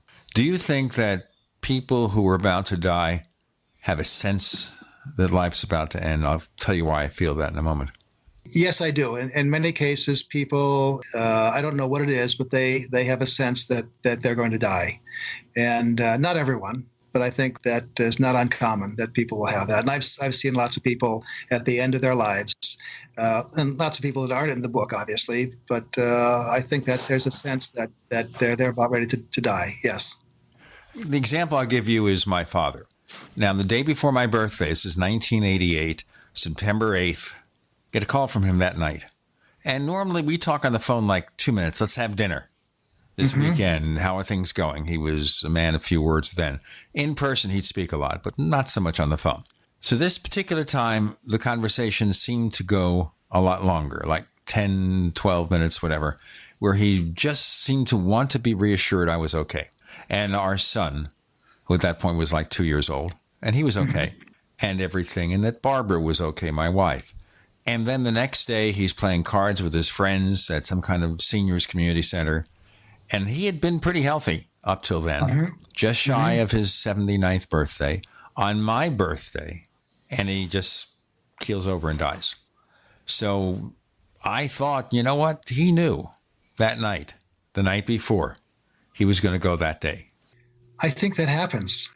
There's a story in my book about that very thing. There's Patrick Fenner, who's an expert cardiologist, was in his residency, and he was very busy. He didn't have time to deal with family things very much because he was just so busy. And one day, and this is before cell phones, one day he got a call when he was off. And this is the first day he was off for months, literally. And it was a Saturday. He was sitting around and he got a call from his mother. And it's unusual that his mother would call him because she always knew that he was busy and she could never get a hold of him because there was no cell phone. And to call his apartment would almost be fruitless because he was never there. He was always working. But this day he was there. And she said things that they never talked about before. And she said to him, Patrick, I think I've not been a good mother to you. And Patrick said to her, Mom, you are the most phenomenal mom I can imagine. She went to every single one of his basketball and football games through high school and everyone through college. And he was quite an athlete. She was always there for him. And he told her that. And he told her some things that they never would talk about before. And she just had a surgery. She just had a gallbladder surgery, and she was recovering at home and doing just fine. There was no big issue. And they talked for a long time. And normally they couldn't talk for a long time because of his residency. He was so busy. And they talked maybe for an hour. And when they hung up, just before they hung up, she said to him, Patrick, thank you for talking to me like this. You've never told me this, that you love me so much, and that you appreciated all the things that I did for you, and I feel so much better now. And she hung up, and about 2 hours later, Patrick gets a call from his sister. Your mother just died. She had a massive pulmonary embolus when she walked into the bedroom and died of a pulmonary embolus from the surgery. And he couldn't believe it, but he just talked with her 2 hours ago. And so there's a couple things in that story. One is, why would she call him at that very particular time? Why would he happen to be home and be able to talk to her for an hour when he normally wouldn't have talked to her at all, except for once a week they have a short conversation? And then why would she bring up those very deep feelings just before she died, and that he was able to reassure her? And you know, why would all this happen? And it made a great story. And you've got to believe that there's something else that helps us along our way at times when we're in real trouble or we're feeling bad. And he helped us. You know, I think Patrick said, my mother always helped me in my troubled times when I was growing up, and now I helped her in her transition from life to eternity. One of the things, it's interesting, that story, one of the things I think that folks get from reading your book, and, you know, I'll just say flat out, if you're a skeptic and you don't believe in any of this stuff, well, you might still get something out of reading the book. And here's what I would think they would get. I would hope.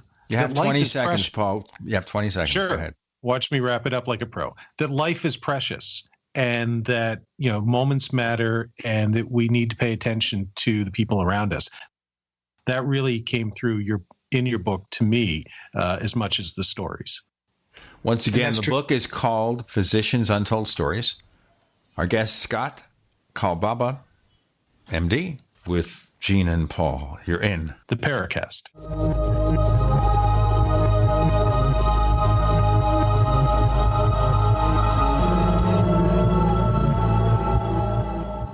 Attack of the Rockoids has been well received by critics and readers alike. It's a thrill-a-minute story you'll never forget. A former U.S. military intelligence officer is haunted by intense dreams about a beautiful woman pleading for his help after a terrible battle in outer space. But the dreams turn out to be true and thrust him into a telepathic love affair with a woman whose faraway planet is intent on destroying the Earth. And now the gripping tale continues in The Coming of the Protectors. It's the second book of the Rockoids trilogy, a galaxy-spanning adventure that pits our hapless heroes against powerful, fanatical enemies that threaten the lives of freedom-loving beings everywhere. Attack of the Rockoids and The Coming of the Protectors. Classic science fiction at its best, available now. For more details, visit rockoids.com. That's ROCKOIDS.com. How did you become addicted? A friend? Were you at a party and someone said, "Hey, try this"? Then you got the cold sweats and started shaking. And the more you did it, the more it didn't work. So you switched to the needle. Now you're a train wreck. Drinking, drugging, broke. Your family hates you, and you hate you. Get out of your hell on earth now. Call the Detox and Treatment Helpline today for immediate help. In many cases, your insurance may cover the costs. We can't guarantee it, but we can guarantee we have what you need to change your life for the better. Pick up your cell phone and call right now. 855-700-2979. 855-700-2979. 855-700-2979. That's 855-700-2979.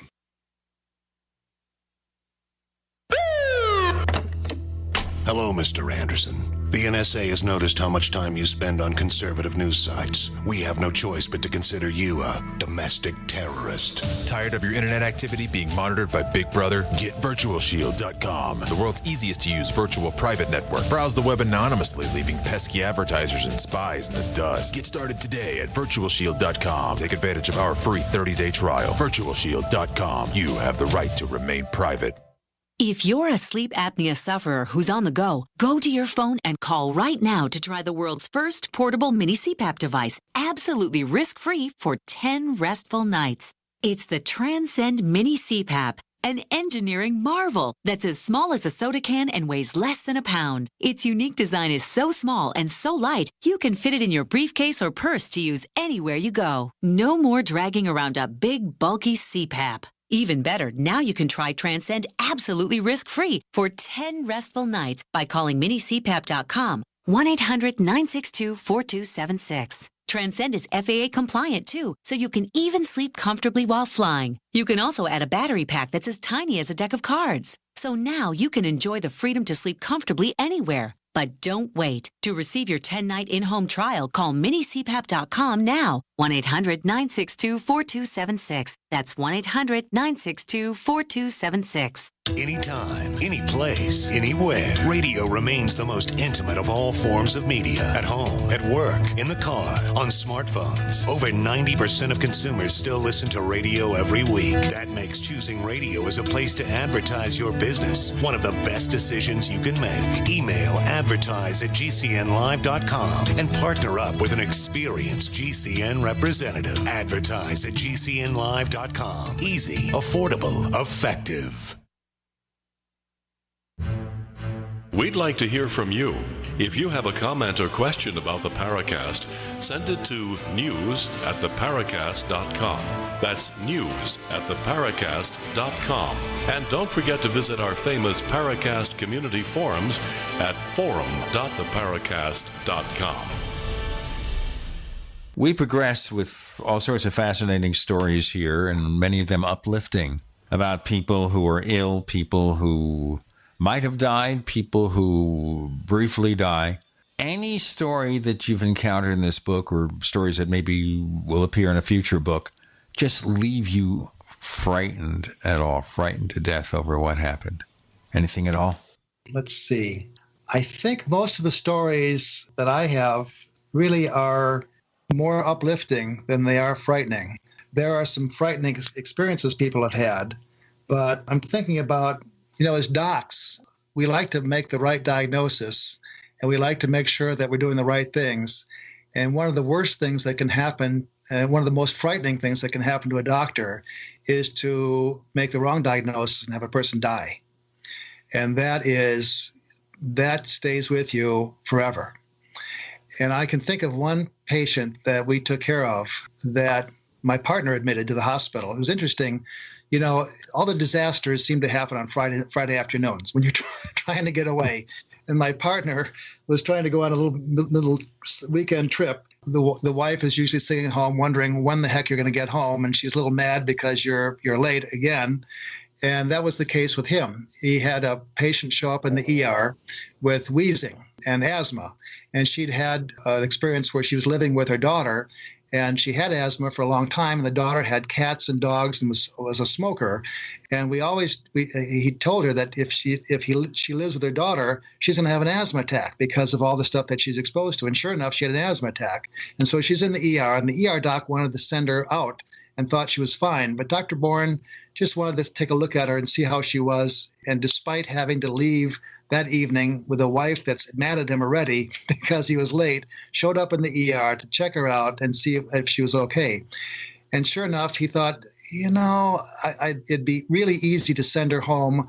I wouldn't have to do all the work of admitting her and so forth. But he said there was something I just needed to admit her to the hospital. So he did. He admitted her to the hospital with an asthma attack. She took off on the weekend. We split calls. So I do the weekends that he's gone, and we flip-flop weekends. So I was on call that weekend. And I saw her on that Saturday morning, and she had a typical asthma attack, and she was still wheezing a little bit, but she was quite a bit better from the night before. So I cut back some of her medications. I thought maybe I'll be able to send her home tomorrow, and we'll see how she does. I saw her the next day, and she was worse. I kicked myself for stopping some of the medications, reducing them, and thinking, I probably should have, kept her on some of the medication. But you never know. You make a judgment call. When I walked in the room to see her, she was on the phone. And most times when the doctor walks into the room, patients usually hang up and say, I've got to go. The doctor's in the room, and that's kind of nice because that saves you some time. But she didn't hang up on this individual. And so I sat in the room for a little bit. And, when a person's on the phone, you don't want to be like you're listening to the conversation. So, you try to look at something else and look away. And I didn't know what to do with my hands. I was sitting on my hands, and you know how you feel uncomfortable. And all of a sudden she closed her eyes and was very quiet. And her quietness lasted, it probably was at least 2 minutes. It seemed like hours. And she was on the phone and not saying anything with her eyes closed. And then she said, thank you, and hung up the phone. And then I talked with her. And while she was on the phone, I was thinking, does she really have asthma? Or maybe there's something else going on here, and maybe we should look for something else. And then I'd say, no, this is a typical asthma attack. She was exposed to dust and dander and smoke, and this is a typical asthma attack. And my other side of my brain would say, no, maybe we should look at something else. And I went back and forth like that. And I finally decided to order a blood test called a D-dimer. A D-dimer is a test that we do for blood clots. And I thought maybe, it's an outside possibility. We'll just order the D-dimer and reassure myself. So I saw her, listened to her, started some of the medications, and I ordered the D-dimer test. About an hour later, I got a call from the nurse. D-dimer testing is normally 0 to 300 is the range, and hers was 1,800. And the D-dimer, when it's that high, tells you there's a clot somewhere in the body. So I immediately ordered a lung scan, a CAT scan of her lungs to see if she had blood clots. And sure enough, she was full of blood clots. It wasn't an asthma attack at all. It was pulmonary emboli that were life-threatening. And I wouldn't have made the diagnosis had I not thought to order the D-dimer. And I called her up and I said, Sharon, I'm sorry to say that, you don't have asthma. You've got blood clots. And she said, well, I knew you'd make the diagnosis. And I said, why? And she said, when you were in the room, my minister was on the phone and we prayed together. That's why I closed my eyes. And I know you were uncomfortable, but I wanted to pray with him. And he prayed that you would come up with the right diagnosis right then and know how to treat me. And sure enough, that's when I decided to order the D-dimer. And we made a diagnosis. As soon as we started her on blood thinners, within a day or two, she was fine. And we got her out of the hospital in 3 or 4 days. And she has had no problem since, and no asthma. So the cure for this, or the controlling mechanism, is the blood thinner? Yes, it is. Yes, it is. So it was a kind of a frightening thing for me to think, had I not done that, she probably would have died. And so here we're treating a lady in the hospital for asthma who really had blood clots. And so that was one of the frightening things that happened to me. Yeah, no, it's very frightening to me too, because these are the horror stories. I prefer the uplifting stories of how it all worked out, and that worked out too. But yes, the stories, I have friends who are doctors, and they'll tell you the same thing. Everybody makes mistakes. The difference between a filmmaker making a mistake and a doctor making a mistake is like the difference between night and day. So I'm glad you're the doctor and I'm the filmmaker. That idea of how you would live with, like, if you really made a big mistake, and how, as you say, that would stay with you for your, I would think, for your entire life. And some doctors just can't deal with that, and they leave practice when they make a mistake like that. Those are horrible, horrible mistakes that are sometimes made. And fortunately, I haven't had a major disaster like that, but that is a frightening thing to think about, that if you let your guard down a little bit and slip up, that something could happen that was very frightening.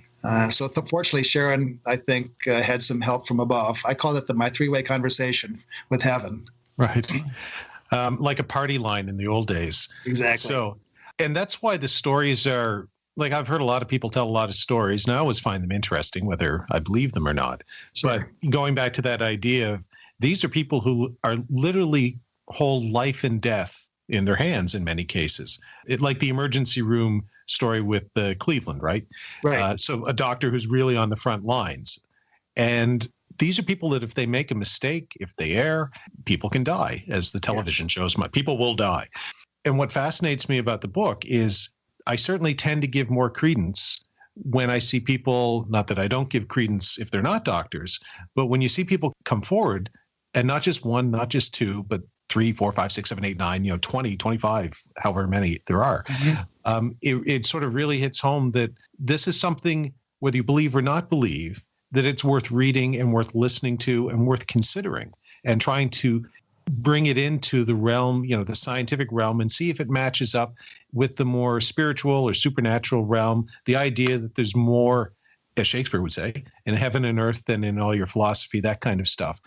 And that's what's fascinating to me, is to see doctors, I'm sure there are doctors that go to church and stuff, but you never think of doctors having these kind of conversations, and it's nice to see it in your book.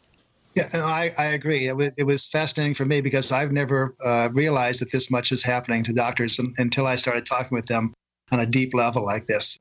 Scott, Paul, and Gene, you're in the Paracast.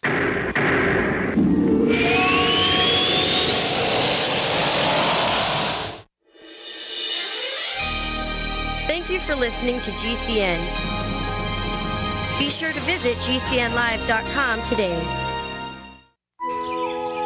Want revenge on the common housefly?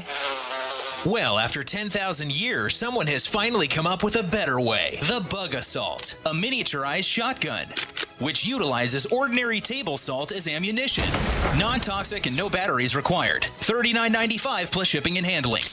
Use discount code GCN and receive 15% off your purchase at bugassault.com. Fire your fly swatter and get your Bug Assault today.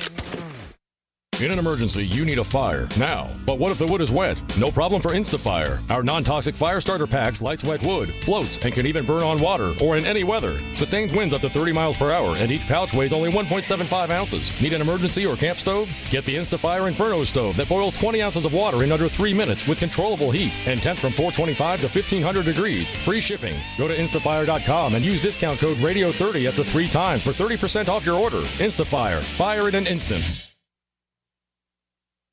Have you checked your Google search results lately? Search results are usually the first impression that people form of you or your business. So make sure that they create a positive impression with ReputationDefender.com. What the internet says about you can have a big impact on your life and your livelihood, even if it's not true. Fortunately, you can now control how you look online and in online search results with ReputationDefender.com. Call 800-831-0771 now. That's 800-831-0771 for your free reputation analysis. If you have negative material from an ex-employee, upset patient, or former client, newspaper article, legal issue, social media, or other source showing up in your search results, you can combat it with ReputationDefender.com. Our dedicated experts in patented technology can help make your online search results look their best. Call 800-831-0771 to learn more. 800-831-0771. That's 800-831-0771. Or visit ReputationDefender.com. Hi, Peter Vaccaro for ParanormalDate.com. Are you looking for love in all the wrong places? Now you have a chance to change that by signing up for free at ParanormalDate.com. This incredible dating site puts people of like minds together. people are interested in the strange, the unusual, mysteries, ghosts, UFOs, and the afterlife, and so much more. ParanormalDate.com was developed for you, people seeking a viable alternative to the other dating services. You can join for free by going to ParanormalDate.com, and if you decide you like it and want to connect with people, use the code GEORGE for a substantial discount. Mark Rawlings, president of ParanormalDate.com, says so many people hunger to share their experiences about the paranormal, the unexplainable, or the afterlife, and so much more, and this is the source for them to meet and share that common interest. So sign up for free at ParanormalDate.com, ParanormalDate.com, and use the code GEORGE if you decide to connect with someone you like. Attention business owners and independent contractors. This is a money-saving message from Tax Mediation Services. If your business owes $20,000 or more in taxes, we can help you today, right now. Listen, dealing with the IRS is no picnic. It's an intimidating and extremely stressful process, and you don't want to go it alone. Our attorneys know every law, every tax break, and every possible opportunity to help you resolve and reduce your tax debt. And if you owe more than $20,000, you may be at the top of their hit list. So don't take your tax debt lightly, because it will not go away on its own. The IRS can seize your bank accounts, your home, and even shut down your business. Call our tax experts today at 1-800-774-3149 and let us deal with the IRS while you focus on your business. That's 1-800-774-3149. Again, that's 800-774-3149.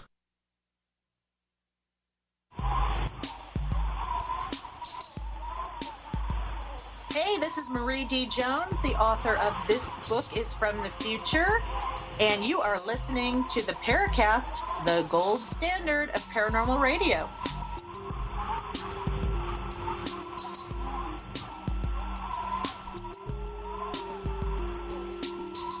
One thing I want to ask you here, we've got this X factor in medical care where you do everything that's right, and then something happens that can prevent a disaster or whatever, or allow somebody who otherwise might not have recovered from treatment to recover. But of course, as a scientist, you must think, gee, if I can package this. Is it a lot also about mental attitude that you could, maybe meditation or something, anything that you can add to the drugs, to the blood thinners, whatever you're treating someone with, to help them along the road to recovery? Well, I think it's been proven that mental attitude goes a long way to help people recover and to live longer and to have a better result. I think when people have the serious cancers, for example, if they have a great mental attitude, they do better. And some of the cancer institutes now around the country and cancer centers are incorporating that. They're incorporating meditation and music and things like that give people a positive attitude. So I think there's no question that a positive attitude will help. And the other thing that I think is interesting is, and I was hoping with this book that you know, we all get little premonitions, little hints, little coincidences, and I'm hoping that when people read this book, especially medical personnel, that they'll listen to some of those little premonitions and not just dismiss them totally. And some of those things really do help us make the right diagnosis, and there's something more than just hard facts. And I'm hoping that in reading this book that many of the medical personnel realize that there's some things that you can listen to that may not be hard facts, that may give you a little help in making a diagnosis. And so that was one of my hopes in this book too. Is this something that could be brought into medical school? Because I think some of the complaints we hear about doctors today is that, you know, they're so much into the science that the bedside manner is maybe not as good with some doctors as it should be. I think there's a place for bedside manner, for spirituality and medicine. I don't think it should take over medicine. I think we need to really be very careful to follow guidelines and the proper practice guidelines and so forth. But there's something intangible that in medicine, and I think if a person trusts you, that goes a long way to helping them heal. If they believe, they'll get better. If they are hopeful, I think all those things are beneficial to helping a person get better. So here's a question for you. My favorite story, Scott, because I love pie. And your mom apparently baked a great rhubarb pie. Yes. So I caught this as I was going through the internet, because you've been on a ton of radio shows and podcasts and stuff. Yes. And I found this one story on one called, I think, The Nerdy Nurse, which is kind of a funny title, a cool title for a podcast. It's a message from a pie, which I just love. This is one of those uplifting stories. It's corny. I'm a corny guy, and I just wanted to give you a chance to tell this story, because I've also written about synchronicities and coincidences and what they might mean. And I found this one. People think I'm a curmudgeon. Sure. Tell the message from a pie story. I love this story. Okay. This is one of the stories that actually one of the first stories that got me thinking about these kinds of things, and one of the first stories that got me interested in writing this book. And that was, I love to go on vacations. And when I was a kid, I was the only child, and my parents used to take me on vacations with them. And we would go to places like Yellowstone, and I never remember saying, "Are we there yet?" And I just remember the good times. So I love to take my family on vacation. And one of my favorite places we like to go to is Cape Cod. And this is a vacation in Cape Cod. And there are some days in your life that are just memorable, that you will always remember. And this was one of those days. The weather was perfect. The family was having a great time. It was toward the end of the day, and the boys were cooking the dinner, which we frequently do on vacation. We were having some wonderful things like swordfish on the grill and corn on the cob and so forth. And all the girls were having fun. The kids were chasing bugs in the yard. And I just wanted to pinch myself to remember this special occasion. And the boys went to get the dinner fixings earlier that day. And when we went to the store, they had a whole stack of pies there. So we decided to get 5 pies for the crowd. And there were cherry pies. And so we got to talking about our favorite pies. And our favorite pie really for all of us was Grandma Kolbaba's, and she'd passed away a number of years before that, rhubarb pie. And we had a big rhubarb plant in our backyard. And at the end of the season, she'd pick the stalks of rhubarb and make this really, really sweet rhubarb pie. And when we visited her, we'd all sneak into the kitchen and we'd get our spoons and we'd go dig right into the pie, and we'd all polish it off as much as we could. And we thought, Grandma was here, she'd make a rhubarb pie for us. And it's too bad she couldn't be part of this. I love family, and this was a special, special family day that I would never forget. So we finished the dinner, and my wife served the pie, and I dug in, and as soon as I put it in my mouth, I got goosebumps up and down my back.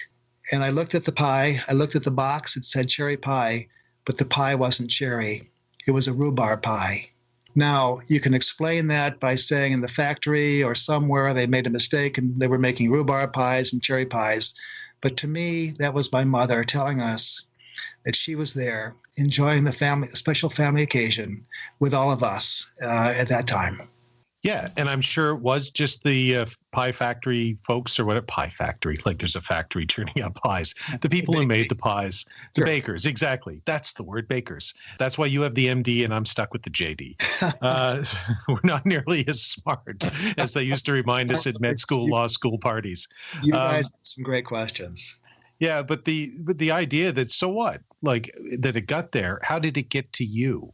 And of all the pies that you could have picked up, that's the one. And to me, when you come to stories of synchronicities or coincidences, it's not just the synchronicity or the coincidence. It has to be very personal. It's, there's a multiple, it's like witness testimony. It's not just one witness that decides a case. It's multiple witnesses. And so you have to look at different points of inflection and everything. And that story that you just told has it. It's not just the pie. It's also your own personal experience and your own memories and how it interacted with that particular point in time for you, which is why I like the story, not only because I'm a sentimentalist at heart, don't tell anyone, but also because it's a good synchronicity or coincidence story, because it has those multiple points of intersection. So yeah, great story. Love that story. And for me, it probably would have been apple pie. I love apple pie. Okay, I like pumpkin pie, actually. I don't know what that makes me. I'm not a big pie eater. It's the perfect time of the season for you then. Yeah. Yes, I'm feeling in a Halloween mood, I guess. That must be it. So I lied because Gene tells me we have one more segment. So one good thing lawyers are good at is droning on and asking questions. So I did notice that you've been on all these other radio shows, all these other podcasts. And I preface this by saying, do not name the radio show. I'm just curious. what's the strangest question in this experience? Like this whole journey for you from the time when you published the book through this. So you've dealt with a whole bunch of different people. Yeah. What's sort of most out there question that kind of made you go, whoa, I didn't see that one coming. How do I answer that one? Well, let me preface that by saying you guys have asked some really, really good questions, some really thinking questions that I've not had an interview quite like this for a long time. These are great questions. The most unusual question that I got was from a listener, and the listener asked me if, in doing research, if they found alien DNA in humans that have had unusual experiences. And so I didn't know how to answer that because I'm not sure what alien DNA looks like. And so that was one of the most unusual questions I've had. And I wasn't sure quite how to answer that, but I just had to say no.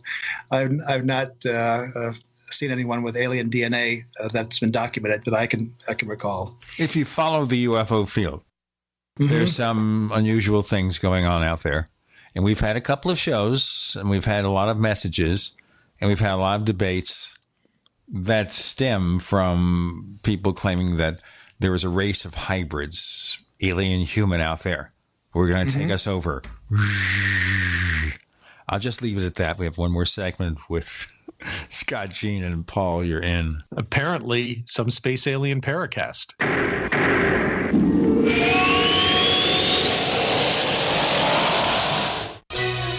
Thank you for listening to GCN. Visit GCNlive.com today. As you know, neighbors, web hosting can be pretty cheap, but not all hosting is the same. DreamHost wins Best of Awards year after year. You get unlimited disk space, unlimited bandwidth, and even the low-cost plans put your sites on high-performance SSDs. Want to know more about what DreamHost has to offer? Go to technightowl.com/host. Once again, that's technightowl.com/host. First came Attack of the Rockoids, and it was a critically acclaimed success. And now there's The Coming of the Protectors. A former military intelligence man is contacted by a space woman in a dream that turns out to be a nightmare because evil forces on our distant planet are planning to conquer the Earth. This is gripping science fiction of the classic kind. Attack of the Rockoids and The Coming of the Protectors. Find out more at rockoids.com. That's Rockoids, ROCKOIDS.com.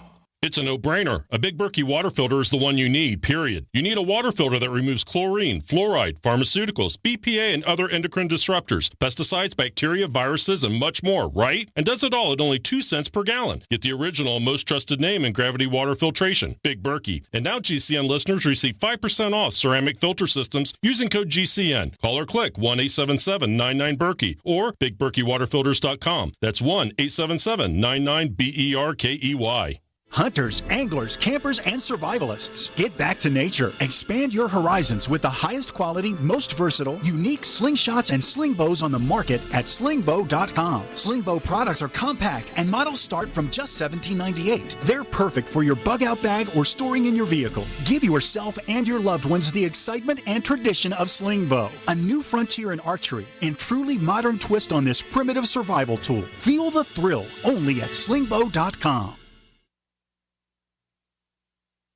Fully cooked, ready-to-eat bacon. I'm talking thick, meaty, center-cut presidential bacon. Savory and delicious. I buy some, I use some, I store some. Awesome. No refrigeration needed with a 10-year shelf life. NASA pack technology. Bacon. Fully cooked, fully hydrated, ready to eat right from the packed bacon or warm and served. Life-saving, ready-to-eat bacon. 10-year shelf life bacon. Ships free at fullycookedbacon.com. Fullycookedbacon.com. Hello, I'm Mike Lindell, the inventor of MyPillow, and like all of you out there, I had problems sleeping. Pillows would go flat, I would flip-flop all night long, I would wake up with a sore neck, maybe a headache or feel like I needed a nap even though I slept 8 hours. When I invented MyPillow, I wanted it to where you could move the patented fill to give you the exact support you need as an individual, regardless of sleep position. MyPillow will get you into that deep REM sleep faster, and you will stay there longer. It's not about how much time we spend in bed. It's about how much of that quality sleep we get. I do all of my own manufacturing right here in the United States. I have a 10-year warranty. You can wash and dry MyPillow, and I give you a 60-day money-back guarantee, so you have nothing to lose. And here's my best offer ever. You can buy one of my pillows and get one absolutely free. Go to mypillow.com or call 800-870-0305 and use promo code GCN. That's mypillow.com or 800-870-0305 with promo code GCN. The answer to being in control of your own healthcare is freedom from insurance. Become part of a group of self-pay patients that come together to share in each other's medical expenses. Individual share amounts begin at $107 a month and $347 for families. Choose from 3 health-sharing programs. Holistic treatments may be eligible for sharing. See guidelines. Discount programs available for dental, vision, and pharmacy. Go to libertyoncall.org. That's libertyoncall.org.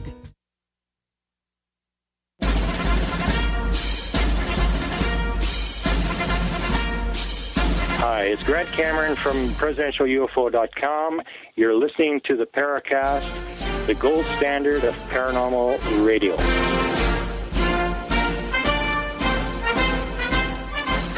Yeah, we got to watch out for those space alien paracasts. Parenthetically, Scott, obviously we're dealing with something here that's emotional. We're dealing with something that comes in at an emotional level. You have this anecdotal information from a lot of doctors about things that just don't make sense from a logical point of view. Right. But is there any way you think that we can take this anecdotal evidence and put in a pot and let scientists look at it and see if there's something they could do to understand it better? Because I know a lot of us hate to have things out there on the table that we can't understand. Maybe we're not meant to understand it. But it sure would be nice to search for it and not just tell stories. What do you think? A lot of these stories just defy science. How a person can have a out of near-death experience and be able to rise to the top of a room and look at themselves. I suppose you could explain that by saying there's a spirit or something, but I'm not sure science can explain a lot of these experiences that doctors have had. And that was one of my questions. Do you have any experiences that you can't explain with science at all? I'm not sure that you can ultimately explain these experiences. And most of the doctors, when I really quiz them and talk with them, would say this is something divine. There's something that's higher than us that has caused this experience, and that's the only way I can explain it. I've put something in the message field at Skype, and it's a link to an issue of our newsletter in the Paracast forums, where there is great amount of detail comparing near-death experiences with UFO abductions, which I mentioned earlier on the show. Yes. And I'd like you to look at it and maybe sometime in the future, or just drop me an email and let me know what you think about it. Or maybe while you're examining me when you come down here to Mesa and you're looking me over. Scott, here's a proposition for you. Amazing thing is we were just talking. I just invented a time machine. Now, I could do a whole bunch of things with that time machine, but what I've decided to do is I'm going to send you back in time because you're a doctor. And if I send you back 2,000 years or even 1,000 years and you show up with your medical knowledge and skills, let's say if you even rudimentary instruments that we have today that they wouldn't have had then, they would view you as a magician or a god or something, way beyond, this is craziness. Yes. So is it possible that what we're dealing with, and I'm not about to say that what you're dealing with is time travelers, but is it possible that someday we will understand all of this in this, to us it appears to be magic or supernatural, but if there is a God, if there is this other being out there, then this is all a journey of exploration, and by which I mean all of human history. And so we're not at the end of that journey yet. There are many things we don't understand, but there could be someday a time when 2,000 years from now or 1,000 years from now, somebody listens to this show and goes, I don't know what those guys were talking about, but this is easy. I can do all these things that they were talking about. Why were they so confused? And that's one of the things scientists have to wrestle with too, I think, is this idea that we're not gods. We don't have all the answers. but perhaps we could find them someday. Does your research that you've done this factor into that and give you this idea that maybe there's a lot more out there we don't know? We should keep looking, whatever method it is we choose to look for it? Oh, sure. And I think what you're saying is 1,000 years from now or 2,000 years from now, maybe we'll have some explanations for some of these things. My inclination, though, is that these experiences help me. The only way I can explain these experiences is that there's something else higher than us that controls the strings. And someone that loves us unconditionally. There's a place where we go after we leave this earth, and that we still can communicate in some way and in some circumstances with those that are still on earth. And I'm not sure we'll ever have a scientific explanation for some of the things that I've experienced or that the doctors have experienced, even 1,000 or 2,000 years from now. But can you imagine the scene in Star Trek, The Voyage Home, where Dr. McCoy hands a woman who is undergoing kidney dialysis a pill, and she's cured? Well, absolutely. I mean, there are things that even in my lifetime that I didn't think would ever be cured. Hepatitis C, for example, that's been the most common cause of liver transplantation in this country and a cause of death of lots and lots of people in my lifetime. And within the last 2 years, there's a combination drug now that totally cures that and has eliminated that as a serious disease totally. I think the medical community is coming up with miraculous things, so that I wouldn't be surprised. You take a stem cell, for example, persons in dialysis, and they have renal failure. You inject a stem cell or some stem cells, and they're totally cured, and their dialysis needs disappear, and they're cured. George Washington, is my understanding, died of a strep throat. How easy is it to treat a strep throat today with penicillin? That's not even a major illness anymore. Strep throat, oh, here's some penicillin, you'll be fine. 200 years ago, it was a fatal illness in many cases. So I think we'll have some amazing cures and amazing things that we'll be able to use in the future. I can go even one further. You know, the Russian composer Scriabin died of a pimple. So, and that was, I think, sometime in the 1920s. That's what I have Oxy 5 for, or whatever. Could have killed you 100 years ago. So yeah, we're always advancing. But I do think, having now asked the question and gotten the answer, that I tend to agree with you that there are probably always going to be some things that are just out of reach, and whether by design or not, that will leave a sense of mystery in our lives. And I think that's, if there is something or someone out there, I think that's part of the journey that we're on. I don't think we're meant to know everything because that makes it more interesting for us. And it still leaves us an element of free will. So almost like a parent. My dad let me borrow the car and then I crashed it into a tree. He didn't stop me from borrowing the car in future. He just said, learn from your mistakes kind of thing.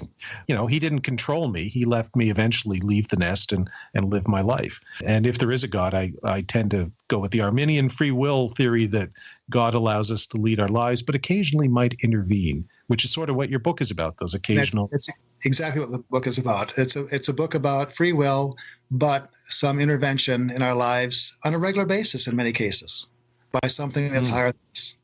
Wouldn't it be nice, though, if we could bring that upon ourselves with the right incantation, with the right attitude, whatever? That might be something of discovery. Say, well, okay, we have all these things happening. Is there a way to increase the odds? We'd all like to see those odds increased. I think it's called prayer. Yeah, that would be the point, I think. Like I said, when I crashed my dad's car, he did show up to pick me up, but if I hadn't called him, I would have been sitting out there in the cold January night for, until the next morning. Right. So at some point, I think you have to make the call. Even in the ghost investigating world, we find the same sort of thing. If we are to have experiences, usually it's because we open ourselves up to them. And I kind of liken it to going into a movie theater. If you want to see a movie, you have to buy a ticket first. And the idea of prayer is sort of the same way. I would think if you want to have that interaction, you open yourself up to it, is the way that I would put it. I would agree. And sometimes we're amazed at what happens. Yeah, for sure. And your book brings that out. I mean, there really are some heartwarming stories in there, some really eye-opening stories, and told by people that are credible. When I sort of took a look at it, I thought, okay, this could, maybe there'll be some fun in here. And I found it's a really quick read too. It's an easy read because it's storytelling, and they are really uplifting stories. And then, as you say, in a world that is seemingly, if you turn on the news, is so dire, it's so nice to read a book where you see doctors talking about these stories and providing some sense of hope. which I still think is worth something in this world. And it was for me too. I learned probably more than any reader in doing these stories. It's been very uplifting for me and very hopeful. Scott, can you tell our listeners if they want more information about you and your book? Is there a site they can check it out on? PhysiciansUntoldStories.com is our website, and the book is available through Amazon, and it's available in a Kindle and also a softcover copy through Amazon. Paul, where can they find your stuff?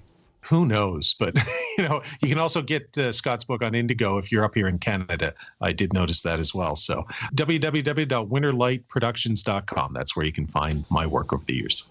Look for the Paracast on Twitter. Look for 2 Paracast fan clubs on Facebook. Look for the Paracast Plus. We feature the After the Paracast podcast where you never, ever, ever know what's going to happen next, because we don't. We have lots of surprises with that show. You also get the ad-free version of this show with better quality audio. And the way to get it is to subscribe to the Paracast Plus. Go to plus.theparacast.com for more information. Plus.theparacast.com. Prices start just $1.49 a week. In the words of Mad Magazine, our price, cheap. Dr. Scott Kolbaba, thank you for joining us on the Paracast. Thanks, Gene and Paul. It was a great interview. Thank you, Scott. Great talking to you. Same here.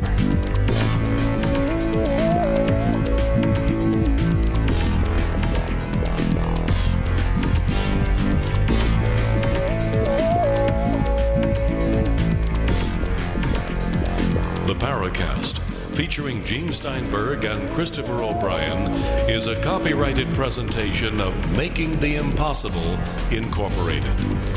Tune in next week for a new adventure in The Paracast.